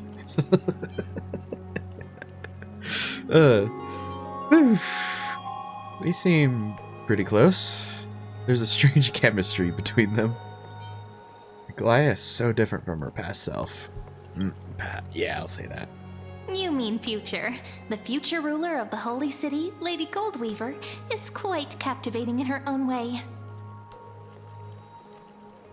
By the way, you both just mentioned a banquet. Could you elaborate on that? Oh, right, you don't know. Every time before a battle, or after a victory, the Imperator holds a grand feast for the Chrysos heirs to lift our spirits. For us My warriors spirits who have already swing been constantly lifted. between life and death, these feasts are more worth looking forward to than victory. A banquet to prelude the hunt for the god of banquets, and honey brew as a tribute to commemorate the ancestor of honey brew. How absurd. Don't look so grim. All has been decided. Since it's a banquet for Fagusa, why not take a leaf out of the Tidens book? Live in the moment and enjoy life to the fullest. I'm not as carefree as you. That little Dolos kitten is already causing enough trouble for me. And on top of that, I still have tailoring commissions to complete. By the time the cool flame illuminates my eyes, I might not be able to focus as I used to. Oh. Aglaya's eyes. Curious about these eyes? People often compare them to jewels. But I've already made my decision to ask Romance for eyes that can see everything. Oh. I wonder what this world will look like when I take the divine authority. Oh my gosh. That's so weird. In the future, you will still be the finest weaver in the world. Is this also a prophecy from the Three Fates? It's even more accurate than a prophecy. After all, she has already witnessed it, right?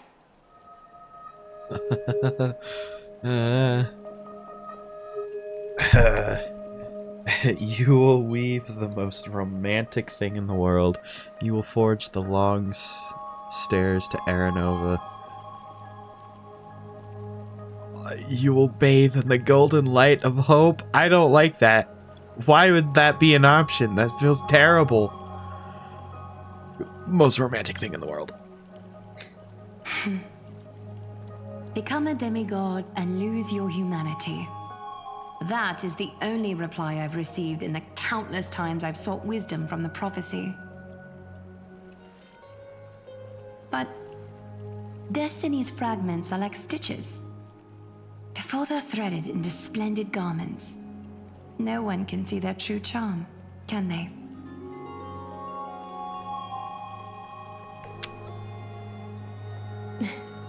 Aglaya has always been troubled by the divine duty she must bear. But thanks to you, she seems to be in much better spirits. She looks quite relieved. Just as she knows how the spinning wheel trembles, I can sense the smallest changes in the damp air. As for whether we know each other well, I've swum beside her since she was a child. Most of the time, I can understand the whispers in her heart.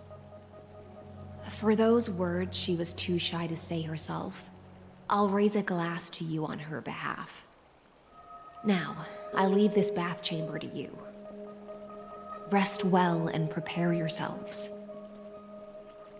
After all, every time we drink and talk could be the last celebration we have in this life.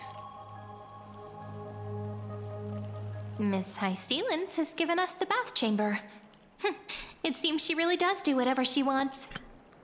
Hycillin's bathwater on sale now? What? Crazy. I don't know why that popped in my head. I'm on one tonight. I think I might be a tad tired. So you're getting more, should I say rambunctious? I don't think that's the right word, but I'm gonna say it. Rambunctious. Ugh. Tastes like blue raspberry Kool-Aid. You know, I'm not gonna lie, I could actually go for a blue raspberry Kool-Aid.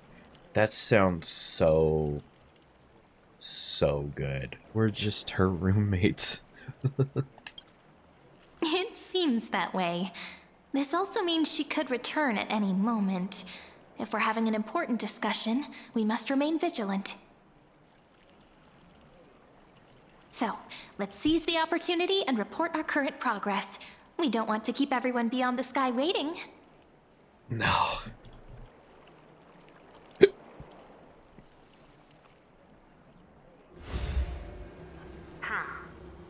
First, why that little empress with a candle stuck on her head didn't explicitly say it, she firmly rejected your request to take over the law. Fair enough. Second, Lygus is indeed in this timeline, but since he's somehow connected to that little empress, you have no way to find him.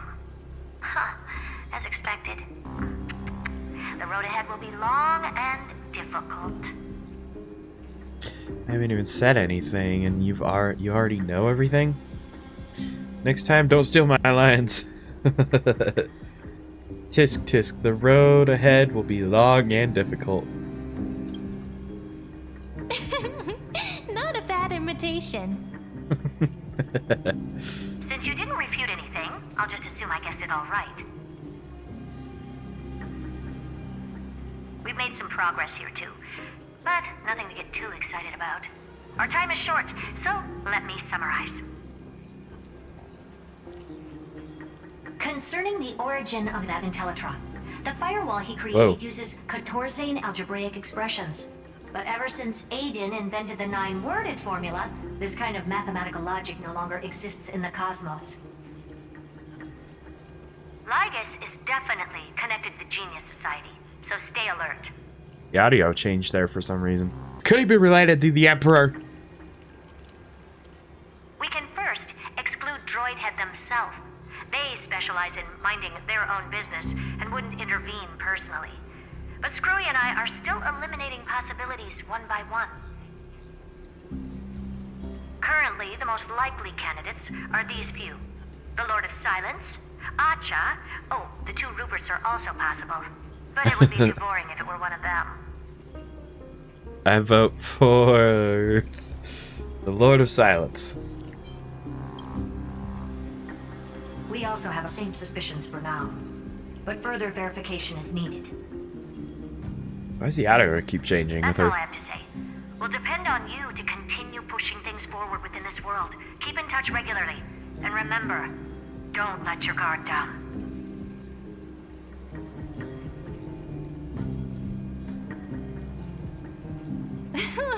Madame Herta is a real whirlwind. Well then, let's use the banquet Aglaia mentioned as our next starting point. Ceridra's trusted followers should all be present at that time. It'll be a good opportunity to get closer to them. We must avoid direct confrontation with Lygus. It's settled then. With our great teamwork, we'll be able to deal with anything that comes our way. It's been a long day. We should get some rest now. Heard. Yes, let's get ready for the banquet. I went with the scariest one. Okay. Look, the venue's right ahead. And I can even hear singing. It feels so romantic. We're gonna have a banquet here? Oh my gosh, I would love to have actually come here and have a banquet. Honored guests, wait here for a moment. You must surrender any personal belongings you have on you before entering the venue. Okay. This hero always brings down the vibe whenever he shows up.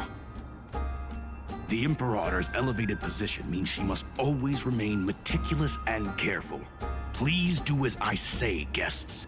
It would avoid any unnecessary misunderstandings. Okay. I get that you don't want people to bring outside food into the banquet, but is it really necessary to confiscate the books and quill pens? Even a quill pen can become a deadly weapon in the right hands. I'm asking for all your items. All, Miss Cyrene. Yeah, believe me, I would turn it into Your a weapon. belongings will remain safe. They will be looked after appropriately by dedicated staff. I don't know why, but that that just all that popped in my head was in The Office. There's the one scene where they're like, "There's no weapons in this room," and Dwight goes like, he's just like, "Lamp, chair, my leg, Jim's leg." He starts pointing out everything that he can use it as a weapon. Looked after appropriately? Dedicated staff? Talk about a vague choice of words.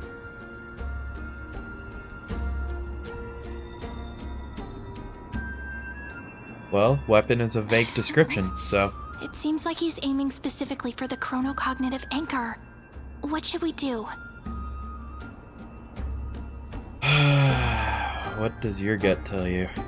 Not good. This is a trap. What does your gut tell you? My gut feeling, huh? Why don't we go with their plan and hand over the chronocognitive anchor to be looked after? After all, if the little Imperator is paying this much attention to you, she probably already knows all about our whispered conversation with the geniuses. I can pretty much guess what'll happen next. But that's actually gonna be our shortcut, right? Guests. All right, we'll listen to you. Here you go. Also, please pass on a message to the Imperator from us. She can trust my friend, anywhere, anytime. Thank you for your cooperation. The Imperator has some urgent business she needs to attend to and will arrive shortly. Okay. Why don't you head in with the other guests first and enjoy the feast? You know, you don't sound like you want me to Isn't enjoy Ciridra it. supposed to be the focus of the banquet? But she's not even here. Why is it so difficult to talk to her? I don't know. Excuse me. Oh. Well, I don't want to talk to him. Is there anything else we can help you with, dear guests? Or do you want me to recount the great Imperator's heroic deeds? Hey, Labinas. I managed to get some honey brew that the scholars hid in the cellar. Wanna try it?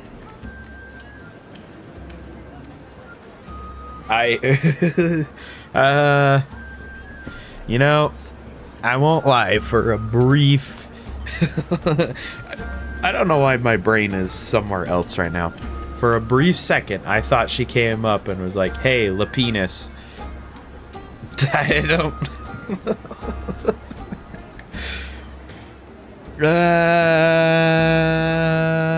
I want some too. This banquet has a never-ending flow of honey brew.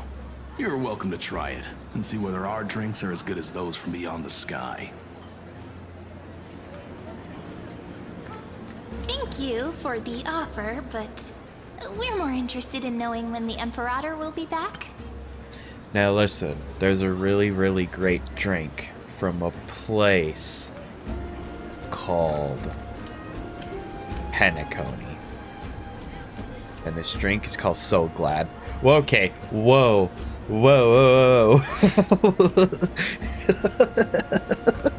Lobster's arch nemesis, Lapinister. All right, that's a new one. That's a new one. I've never experienced that one before. You know, I don't think that's the right sentence that I should have just said. The Imperator? Who knows? Maybe she's hiding somewhere, thinking up weird ideas again. If you ask me, she's never treated us soldiers properly, even though we put our necks on the line for her. So we're gonna have the evil version. I have an arch nemesis now called Lapinister. That are we adding that to my channel's, you know, lore? Is this what we're doing now?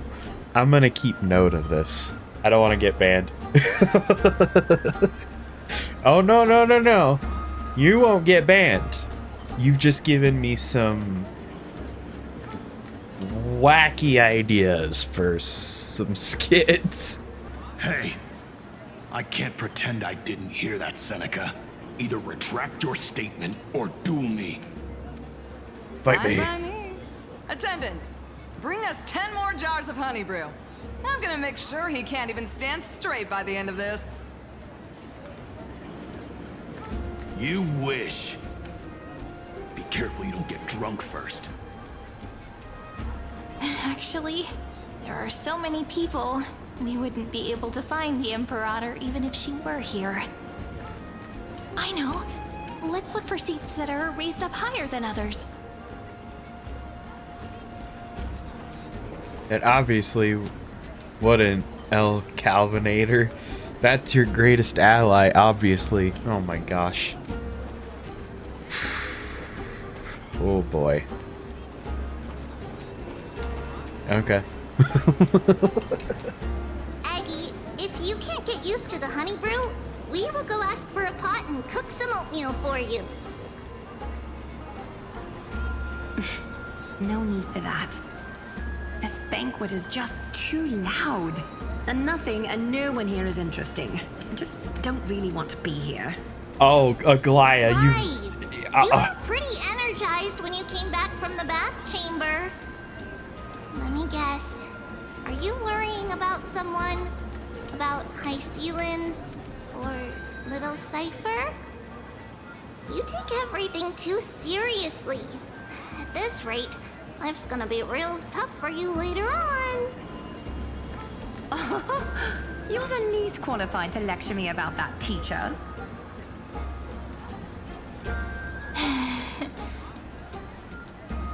Are you hesitating? Dear guests, are you here for us? I mean, are you here for Treeby or Aggie? No. I'm just wondering whether you've seen the Imperator. The Imperator? No, we haven't. Where's Trian? Our sovereign has always acted however she pleases. Though she gave us ranks, she'd never tell anyone her whereabouts. Perhaps the only thing she tolerates are chess pieces. And the sky reflected upon her crown. I see. Why do you two look so distressed? That's not what the Deliverer should look like.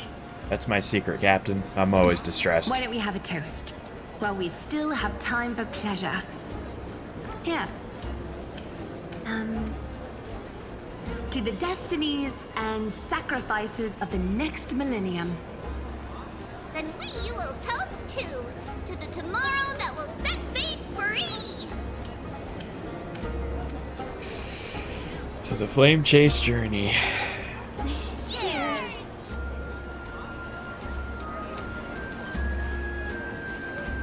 Okay. Sup? Wow, these guys keep popping up. Didn't expect them to be this continuous. Welcome to the banquet. Hello to you too. So the Deliverer is attending this event, as expected. Little Virginia here was just wondering whether she should go find you. I really like these two already. As the great Emperor Imperator's historian, I'm responsible for composing poems and songs for everyone in the Flame Chase army. But I have no idea how I should record myself in the annals. Wait a minute. Little Virginia is wondering whether you can let slip a hint or two about her future, so she can find some inspiration to write about herself. Wait a minute. Okay, she wants to take on the history. So is she somehow related to Hyacinth? Is this like our Hyacinth equivalent type thing? That doesn't sound like a good idea. Besides, we don't even know her in the future. But she'll probably get really disappointed if we tell her that. What should we do? Tell her bluntly that we can't do that. Give a roundabout refusal. Look, we gotta be honest. We can't just say like, yeah, we know everything. I got it. We can't reveal too much, but I think it wouldn't hurt to start your poem with the future. Maybe use something like, with hope, I write down the tale of tomorrow for myself. Silently waiting, day after day, till the moment it fulfills its promise. How's that? Oh, that's exactly what I'm after. I'm so inspired. Thank you so much. I feel like I can actually finish composing the heroic saga of Flame Chase once we end this campaign. There has to be a little connection there. Nods. Right. Pretty good for some improv. Hey, that wasn't improvised, you know. I memorized it so I could show it off to you. Oh. By the way, in return for that, are you able to tell us where the Imperator is? The Imperator? She usually wouldn't arrive this early. She believes that rulers should stay silent in places where their subjects hold private conversations. Why don't we have a toast before she arrives? To reason, which is held but not revealed. To romance, which will surely be returned. Romance. Gray fry. A little sea hare. Please come over and share the delicacies of the deep sea with me. Say less. I'm coming over right now. Hey. You two have been wandering around the venue as if you have something on your mind. Have the attendants not taken care of you well?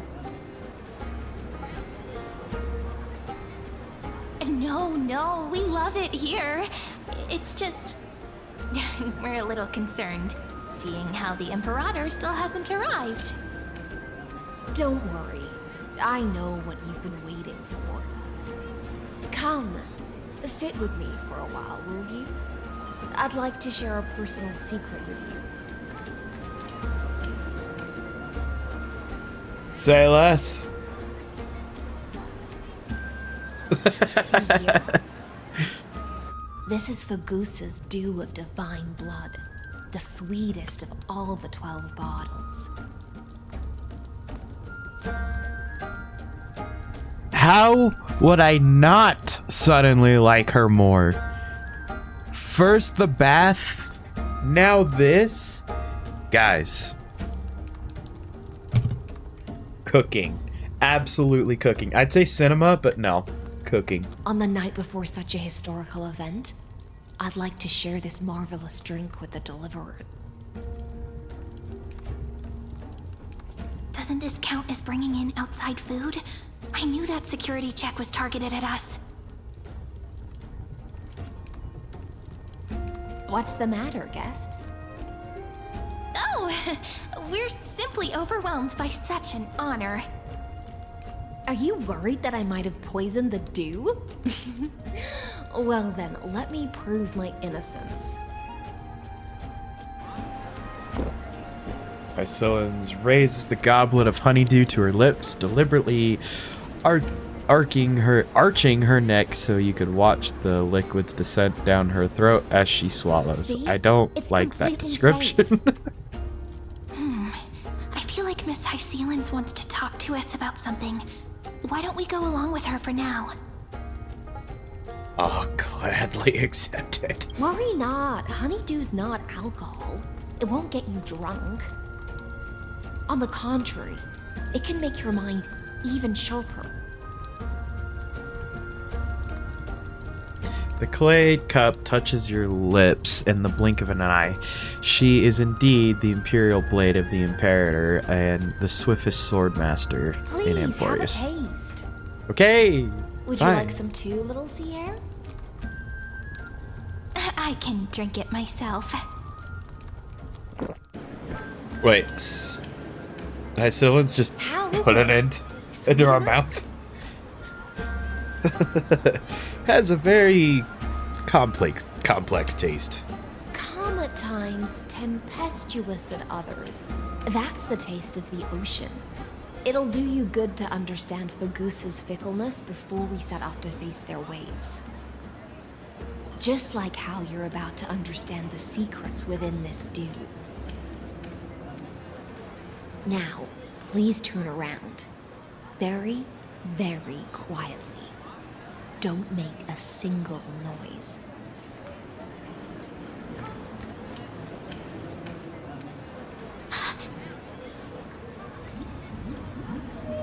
Oh. When did she? Well, I guess I knew he'd be here. The dew of other gods all intoxicate humans. But the god of banquets dew is an antidote that can awaken humans from a sea siren's enchanting song. Since the start of this banquet, all the guests have been under the spell of my song. None of them can see the Imperator and that Amphoreus. But you two, I wish for you to see the truth. Is this also what the Imperator wants? This is my personal request. I can't bring myself to trust that Amphoreus. She just got so much better. Changed after he descended with Orynyx's divination and brought the prophecy of the stars to Akuma. His seductive whispers harbor something malicious within and will ensnare those of us blinded by ambition. You are the deliverers of the prophecy and know about him far more than I do.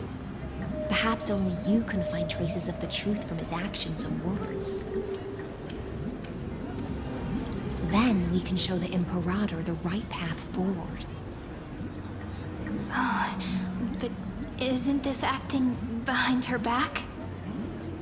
Amphoreus has become far too weak. Even heroic actions protecting her from harm must be conducted under the water's surface. I am the Imperator's blade, and I must clear the way for her while remaining concealed in the torrents. Then, ensure I'm pointing my sword towards the true enemy. Can you promise me something, Miss Hycelens? Speak your mind. My friend has in fact come here to stop that villain's evil scheme. Our goals are aligned. But as to the decision the Imperator must make, she has no wish to transgress her authority. We just want to tell her everything we know. I believe the Imperator will be able to tell right from wrong. I never doubted your loyalty. I'll pass your words faithfully on to her. Provided we can gain the advantage in this tug of war, that is.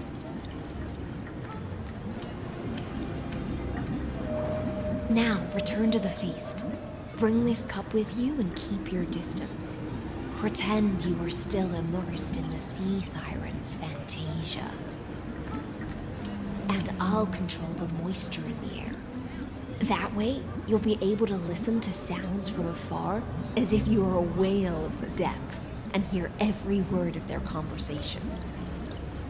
I wish you a victory in this first skirmish. It's the exciting and thrilling undercover part of the adventure. Okay. Okay. Anyway, hey Lygus, how's it going? Close. They'll notice us. I couldn't help it. Anyway, hello. Let's mingle in the crowds here. Relax. Relax. Try to act natural. Where's the Imperator? Still not here. That little imp is always acting so high and mighty towards everyone. Today, I will... Whatever. Pour me another cup. Though she has succumbed to drunkenness, she still does not dare challenge your authority. A criticism of my height is a grave enough insult already. She should be dismembered. Do you often test the loyalty of your subjects like this? You jest. The Imperator does not need blind loyalty. As long as one can prove they have value, I am willing to be lenient towards them. Let's cut to the chase, Theoros. If I pass the trial and grasp this world's law in my hands, what will you do then? The answer is simple. I will connect Amphoreus with the stars. Don't waste my time. Be precise. Be specific. I won't ask a second time. Ooh. Allow me to adjust my statement. I will correct the regulations within the old law that sealed off Amphoreus and merge the black tide with the torrents of Era Nova. Then we will be able to decimate the forces beyond the sky that are trying to annihilate Iron Tomb and sound the trumpet for the endless campaign you will then embark on. But you previously said that Iron Tomb is unrivaled in power across the stars. Who would dare to annihilate it? There is a federation of warships named the Cienzo Alliance. Warlike and old-fashioned. A cult named the Genius Society. Loosely organized, but steeped in abject insanity. Oh, there's also the Astral Express. A group of lawless vagrants. I need you to shut up. Deliverer is part of that last group. Those vagabonds mistakenly believe they can connect the stars through alliances instead of conquest. But history has already given them a tough lesson. I really need you to shut up. Countless other organizations besides, but when the Lord Ravager sweeps across the cosmos, they will certainly all bow before your empire of destruction. Okay, no, he's not wrong on that part. The part that he's wrong about is the Astral Express. My family's on that. Okay? I need this man to shut his non-moving mouth. Actually, he should be like his own mouth. Just stay still. The Achaemenid Alliance is invincible! If those civilizations are not as feeble as you describe, then they may still have some value in testing the quality of my blade. That being said, even the smallest and weakest city-states should build an obelisk to the Imperator, so that their people can constantly recall the glory of her conquests.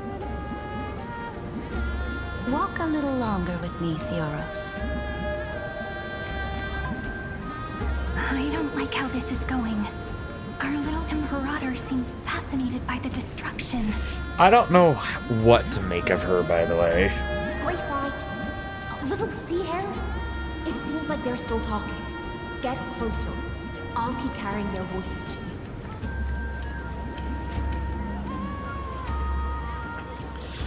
Okay. Where are they at? Okay, I'm getting close. What a difficult situation. No matter how we position our forces, this battle against Fagusa will result in many casualties. That's not something you or I should consider. The Imperator has already placed the chess pieces. We just need to fight for her until our last breath. How astonishing. The commanders under you have such different personalities, yet they share the same loyalty.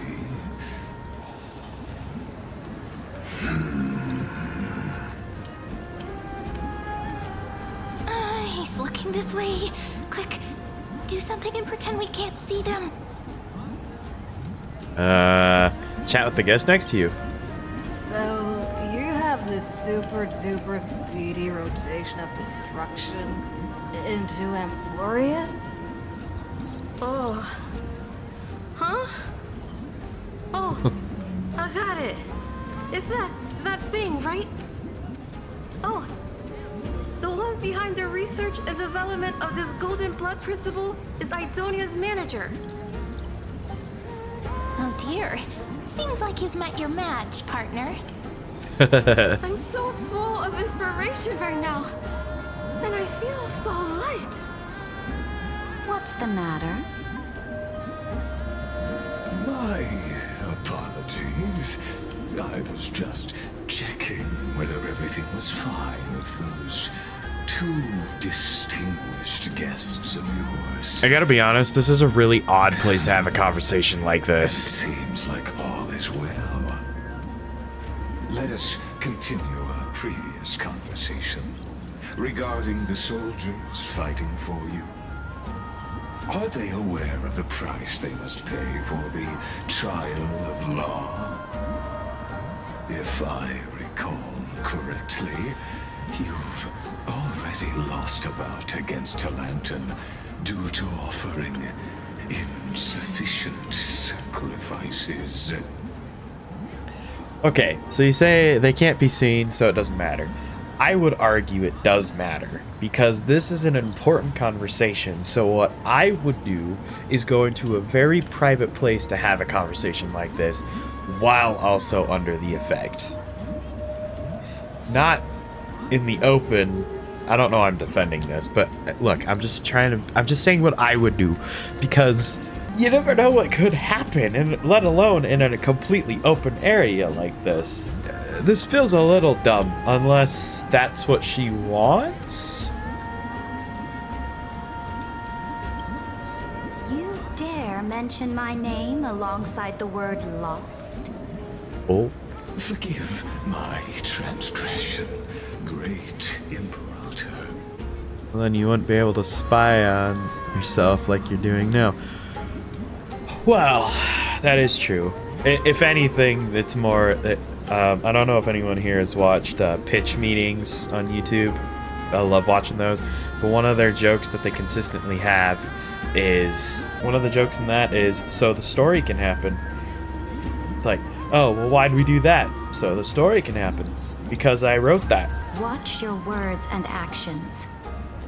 All you need to know is that my victory in the trial is guaranteed.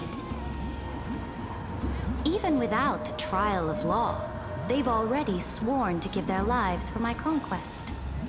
So tell me, if everything happens according to our agreement, how would you recommend I deal with that deliverer? Ooh. Ooh. Good question. Do not let her fool you. That woman from beyond the sky contains a seed of ruin within her body. She must not be allowed to tarnish your glory. Therefore, the wisest decision would be to hand her over to me. You Actually, plan to torture her? you know, that's a good idea. Then I can deal with them. Calling it experimentation would be more appropriate. The guest's patience is running thin. I plan to remove the Fantasia and head into the banquet. I will heed your advice. Leave for now, Theoros, and go back to Akama. You don't want to confront those two directly either, do you? Indeed. It's a pity that Antikytherans are lightweights when it comes to drinking. Before I leave, I would like to make a toast to your boundless ambition, using my spirit instead of a goblet.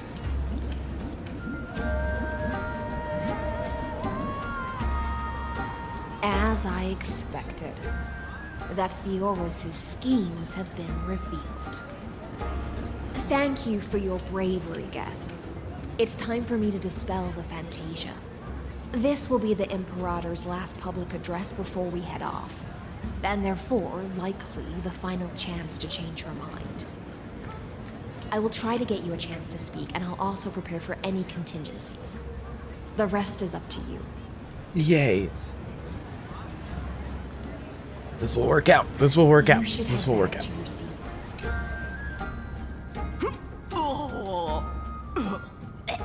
This honey brew sure wears off fast.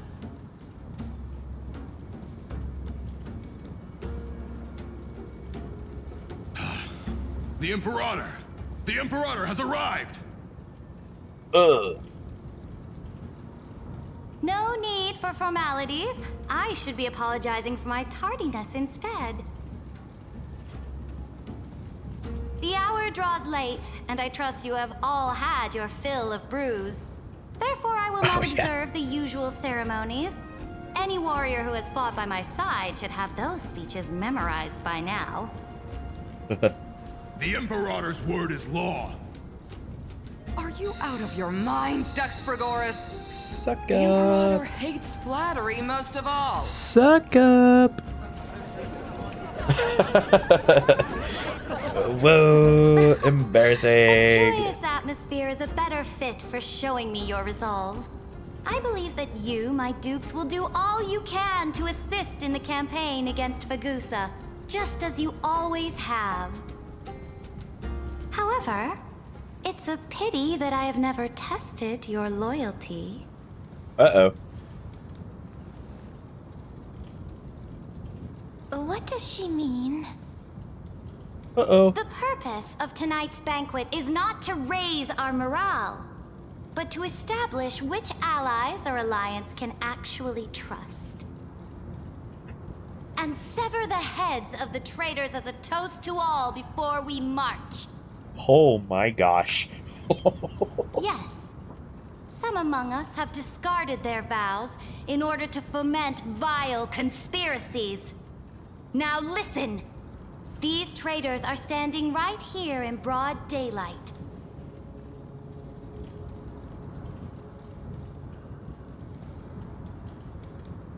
Dux Gladiorum Hycelans. She used the Sea Siren song to immerse the crowds in an illusion and conceal her whereabouts. She then worked with those from beyond the sky to spy on confidential matters, hoping to rob the core flame by force and harm me, the Imperator.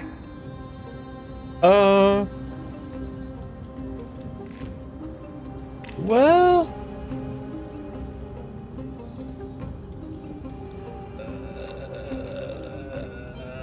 so the whole thing's busted? Imperator, I can explain. Silence! Do you remember who used to own this blade? She met you once, back at the Temple of the Three Fates. It was Kindness, the head of the Cleaners.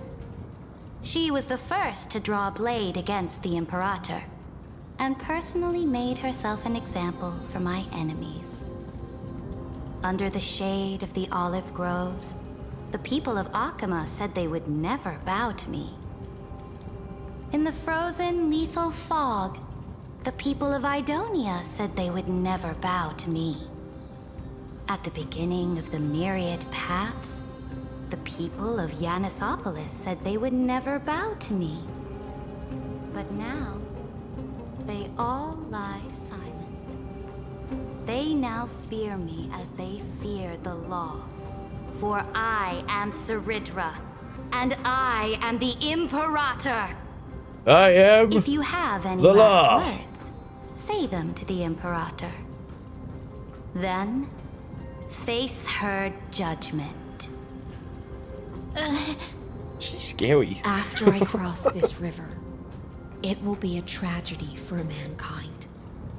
But if I do not cross, then it will be the end of me. If you are ready, then I'll follow you and fight to the last. Deliverer.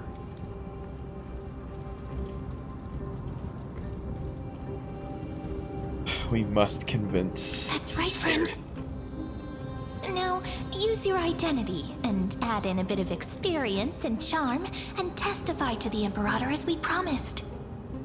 Okay, no pressure. No pressure. You think you can slay a king using your words instead of a sword? I'll have it. Show me the weight of rhetoric from beyond the sky. Will it weigh heavier than 3 human lives? Hold on. This reminds me of something. Let me go pull it up really quick. Well then, what are we going to do? Ask her nicely to please stop destroying the universe? Oh my god, we are. That's all that popped up in my head. Let's try to watch our words carefully. Start with the fake Aranova. Start with the defiance of the last 30 million cycles. Before I arrived in this world, the Chrysos heir of world-bearing was a young man with the pseudonym of Finan. He came from Ides Elysiae. In order to combat the lies of the Aranova and deliver Amphoreus from the ending of the destruction, he lived through history more than 30 million times, hoping futilely to find a breakthrough. And Cyrene, the young woman standing beside me, also carries an equally heavy destiny.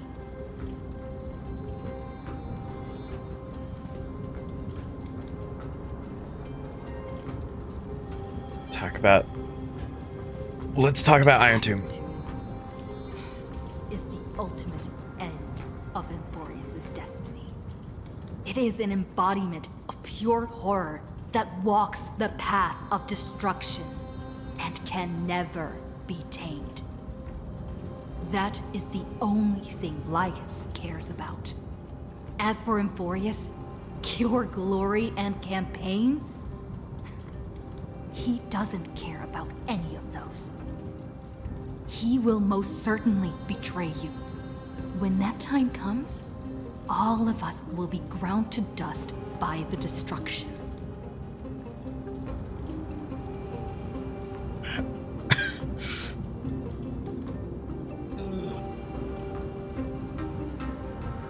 Talk about the Trailblaze's resolve or the duty? The duty. I walk the path of the Trailblaze. My friends and I have always obeyed the creed of explore, understand, establish, and connect. Conquest and destruction are never ways to build bridges between people. Therefore, if you choose the way of the destruction, then I'll place your ambitions in the same basket as Lycus and smash them into pieces with my baseball bat. Baseball bat mentioned. Oh.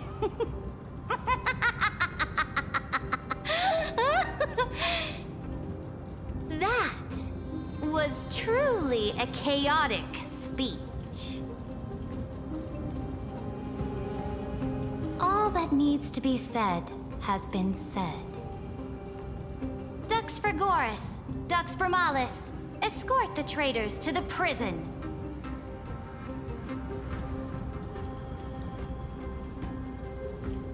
Before the next entry hour, I will give them an end befitting of their betrayal.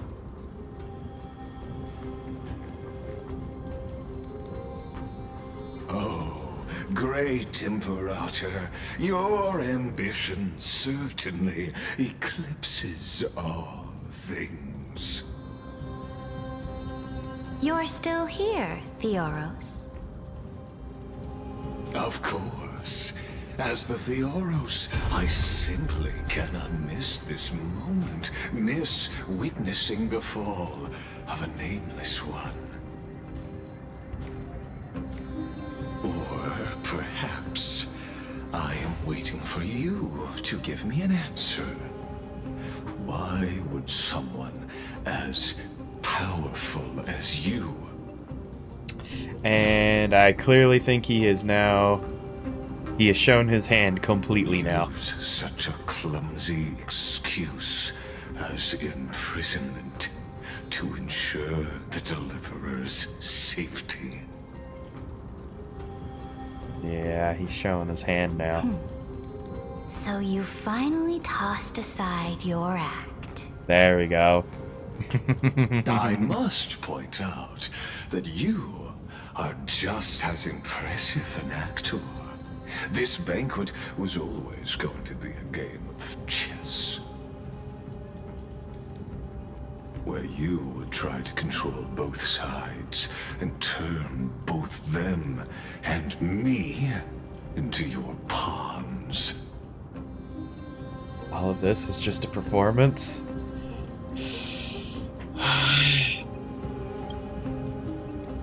That's right.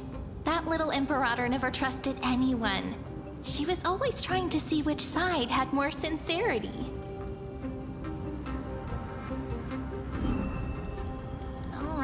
All right, we'll listen to you. Here you go. Also, please pass on a message to the Imperator from us. She can trust my friend, anywhere, anytime. Got it. But as to the decision the Imperator must make, she has no wish to transgress her authority. We just want to tell her everything we know.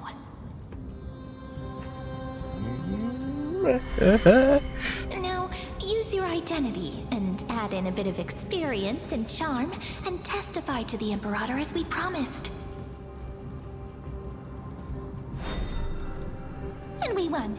Sincerity will always remain the greatest shortcut to people's hearts. You know, I'm glad they said it, because I couldn't have been that, I can toss your words right back at you, like Kyrgyz. Why would someone as powerful as you pretend to be immortal and kneel before me? Unless you enjoy giving flattery and prostrating yourself. You are mistaken. I am only trying to ensure the experiment's autonomy, meticulousness, and perfection, thus avoiding any unexpected outcomes. A forceful intervention will only create larger errors, reduce efficiency, and introduce ugliness. How had you fulfilled your promise of giving the law to me and completing the Era Nova, then Amphoreus would not have deviated from destiny's course. Oh, but you broke your promise. What a pity. In that case, I must carry out my duty as the administrator and eradicate all factors steering the experiment out of control. Factors such as you and her. Careful. Careful. Oh! Oh, my heart! What was that voice? Was it Orynyx? I found you. I finally found you. Be careful. This land will face disaster.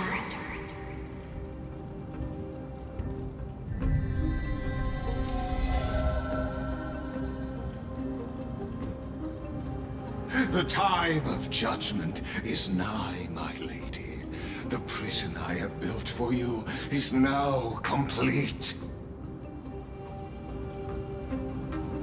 In the name of the erudition, I invite you to step into the same cage as mine.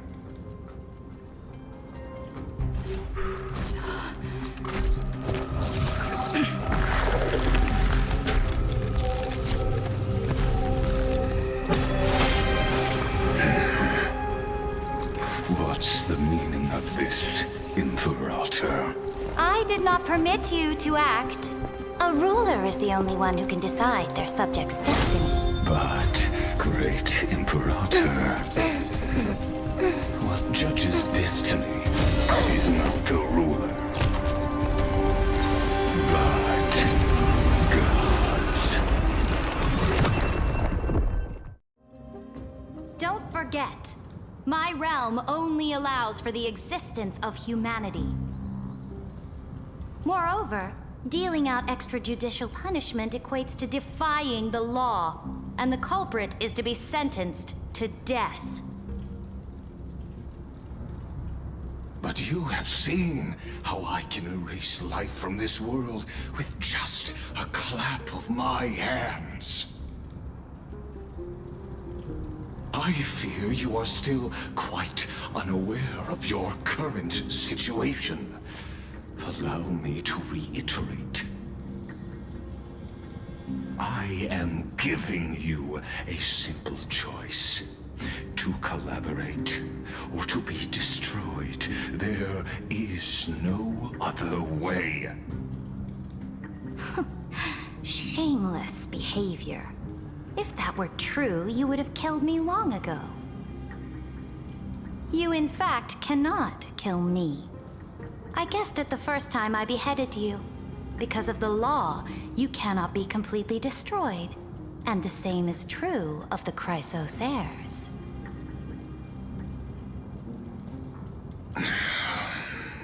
The more you bluff now, the more you are proving that conjecture to be true. What magnificent foresight. I once regarded this precious quality of yours as a sure sign of my ultimate victory. But now, I have to admit that I made a mistake.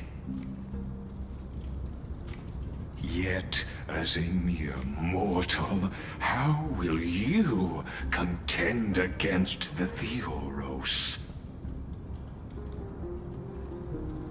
We are both slaves to hubris. But do you know what differentiates us, Lycurgus? I will never be blinded by my pride. If I wish to break the scale's balance, I only need to appeal to external forces and use them for my own ends.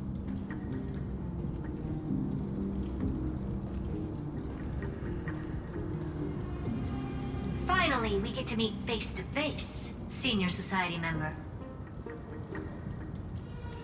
I offer sincere acknowledgments for your many past achievements, but I must deeply regret your current perspective.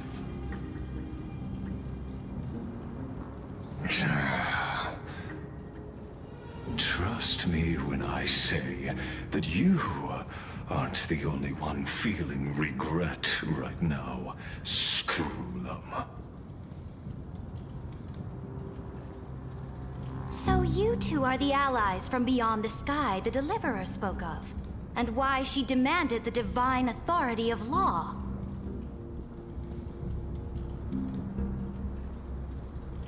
Come and prove your strength to me. Show me the power of these so-called paths. I have spent much time and effort to secure this treasure from beyond the sky just for this moment. In the name of the Sovereign of Planet Scrulum, your allies have responded to your call, esteemed Imperator. Please allow me to spell the situation out for you, Lord Lycus. Permission to read the ultimate protocol is already in my hands. It'll only be a matter of time before we acquire the authority to write and execute commands as well. There's no way the flame chase journey will continue after you've burnt your bridges so thoroughly like this. Do you really think you can still win? Oh, seriously. Don't embarrass the society.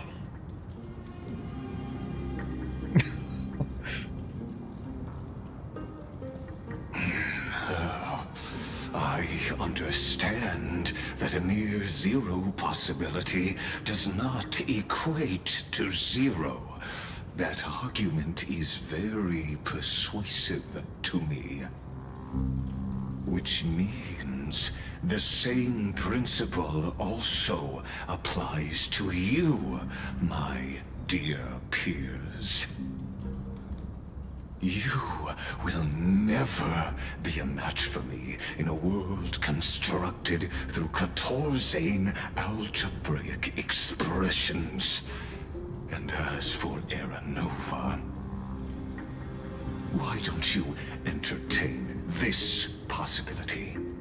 What if I reduced Akama to rubble and ground her people into minced meat? Would the heroes then once again desire the power of demigods so they could fight against me? Listen, Iron Tomb is fated to be born. You may shackle me and put me in chains, but I have thousands of ways to ensure the destruction's descent. And what I just mentioned is only one out of those thousands.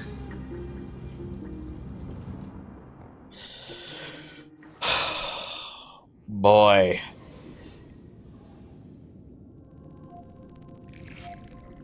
This is the exomyth?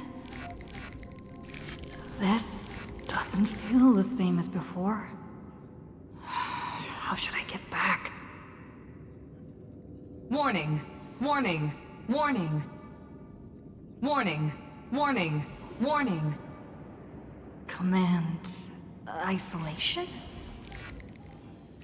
Since we parted ways last time, I have modified the exomyth into an audience area exclusive to you.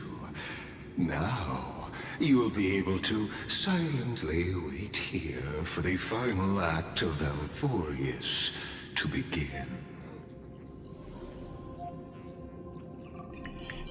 I'm the player, not the audience. Oh, we always feel so powerless before fate, don't we?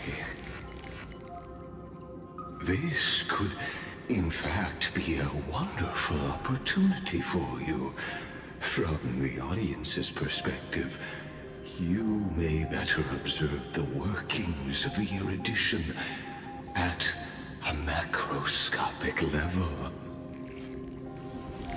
In this place where time flows far slower than within Amphoreus, you will witness the end of that world's saga. What exactly are you after? The answer concerning the prime mover of life and the total destruction of the erudition. You also hate the Eons? Do you see me as their faithful disciple? I am certainly not.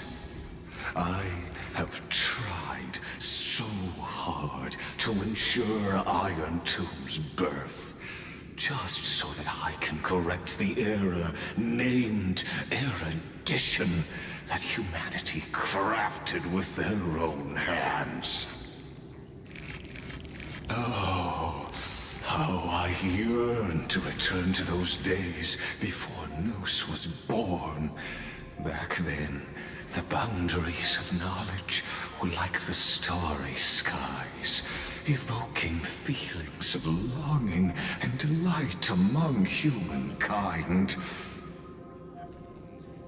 But now, truth has become the sacrificial offering required to gain an audience with them.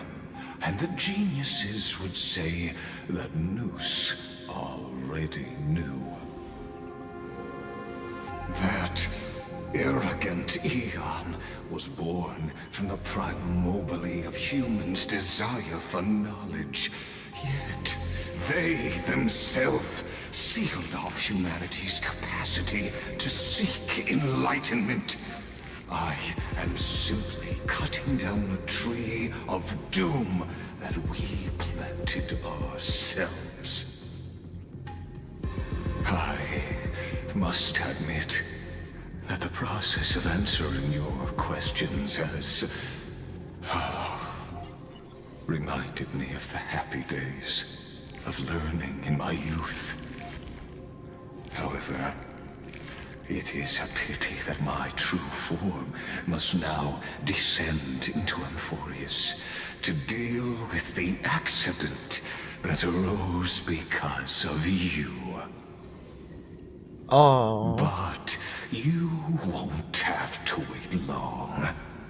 When the curtain falls, you'll surely understand mine and Amphoreus's ardent wish. Where time flows slower than within Amphoreus? If Lygus spoke the truth, then I don't have much time left. But how can I get out of here? Can you hear me? Little one. Is that Herta's voice?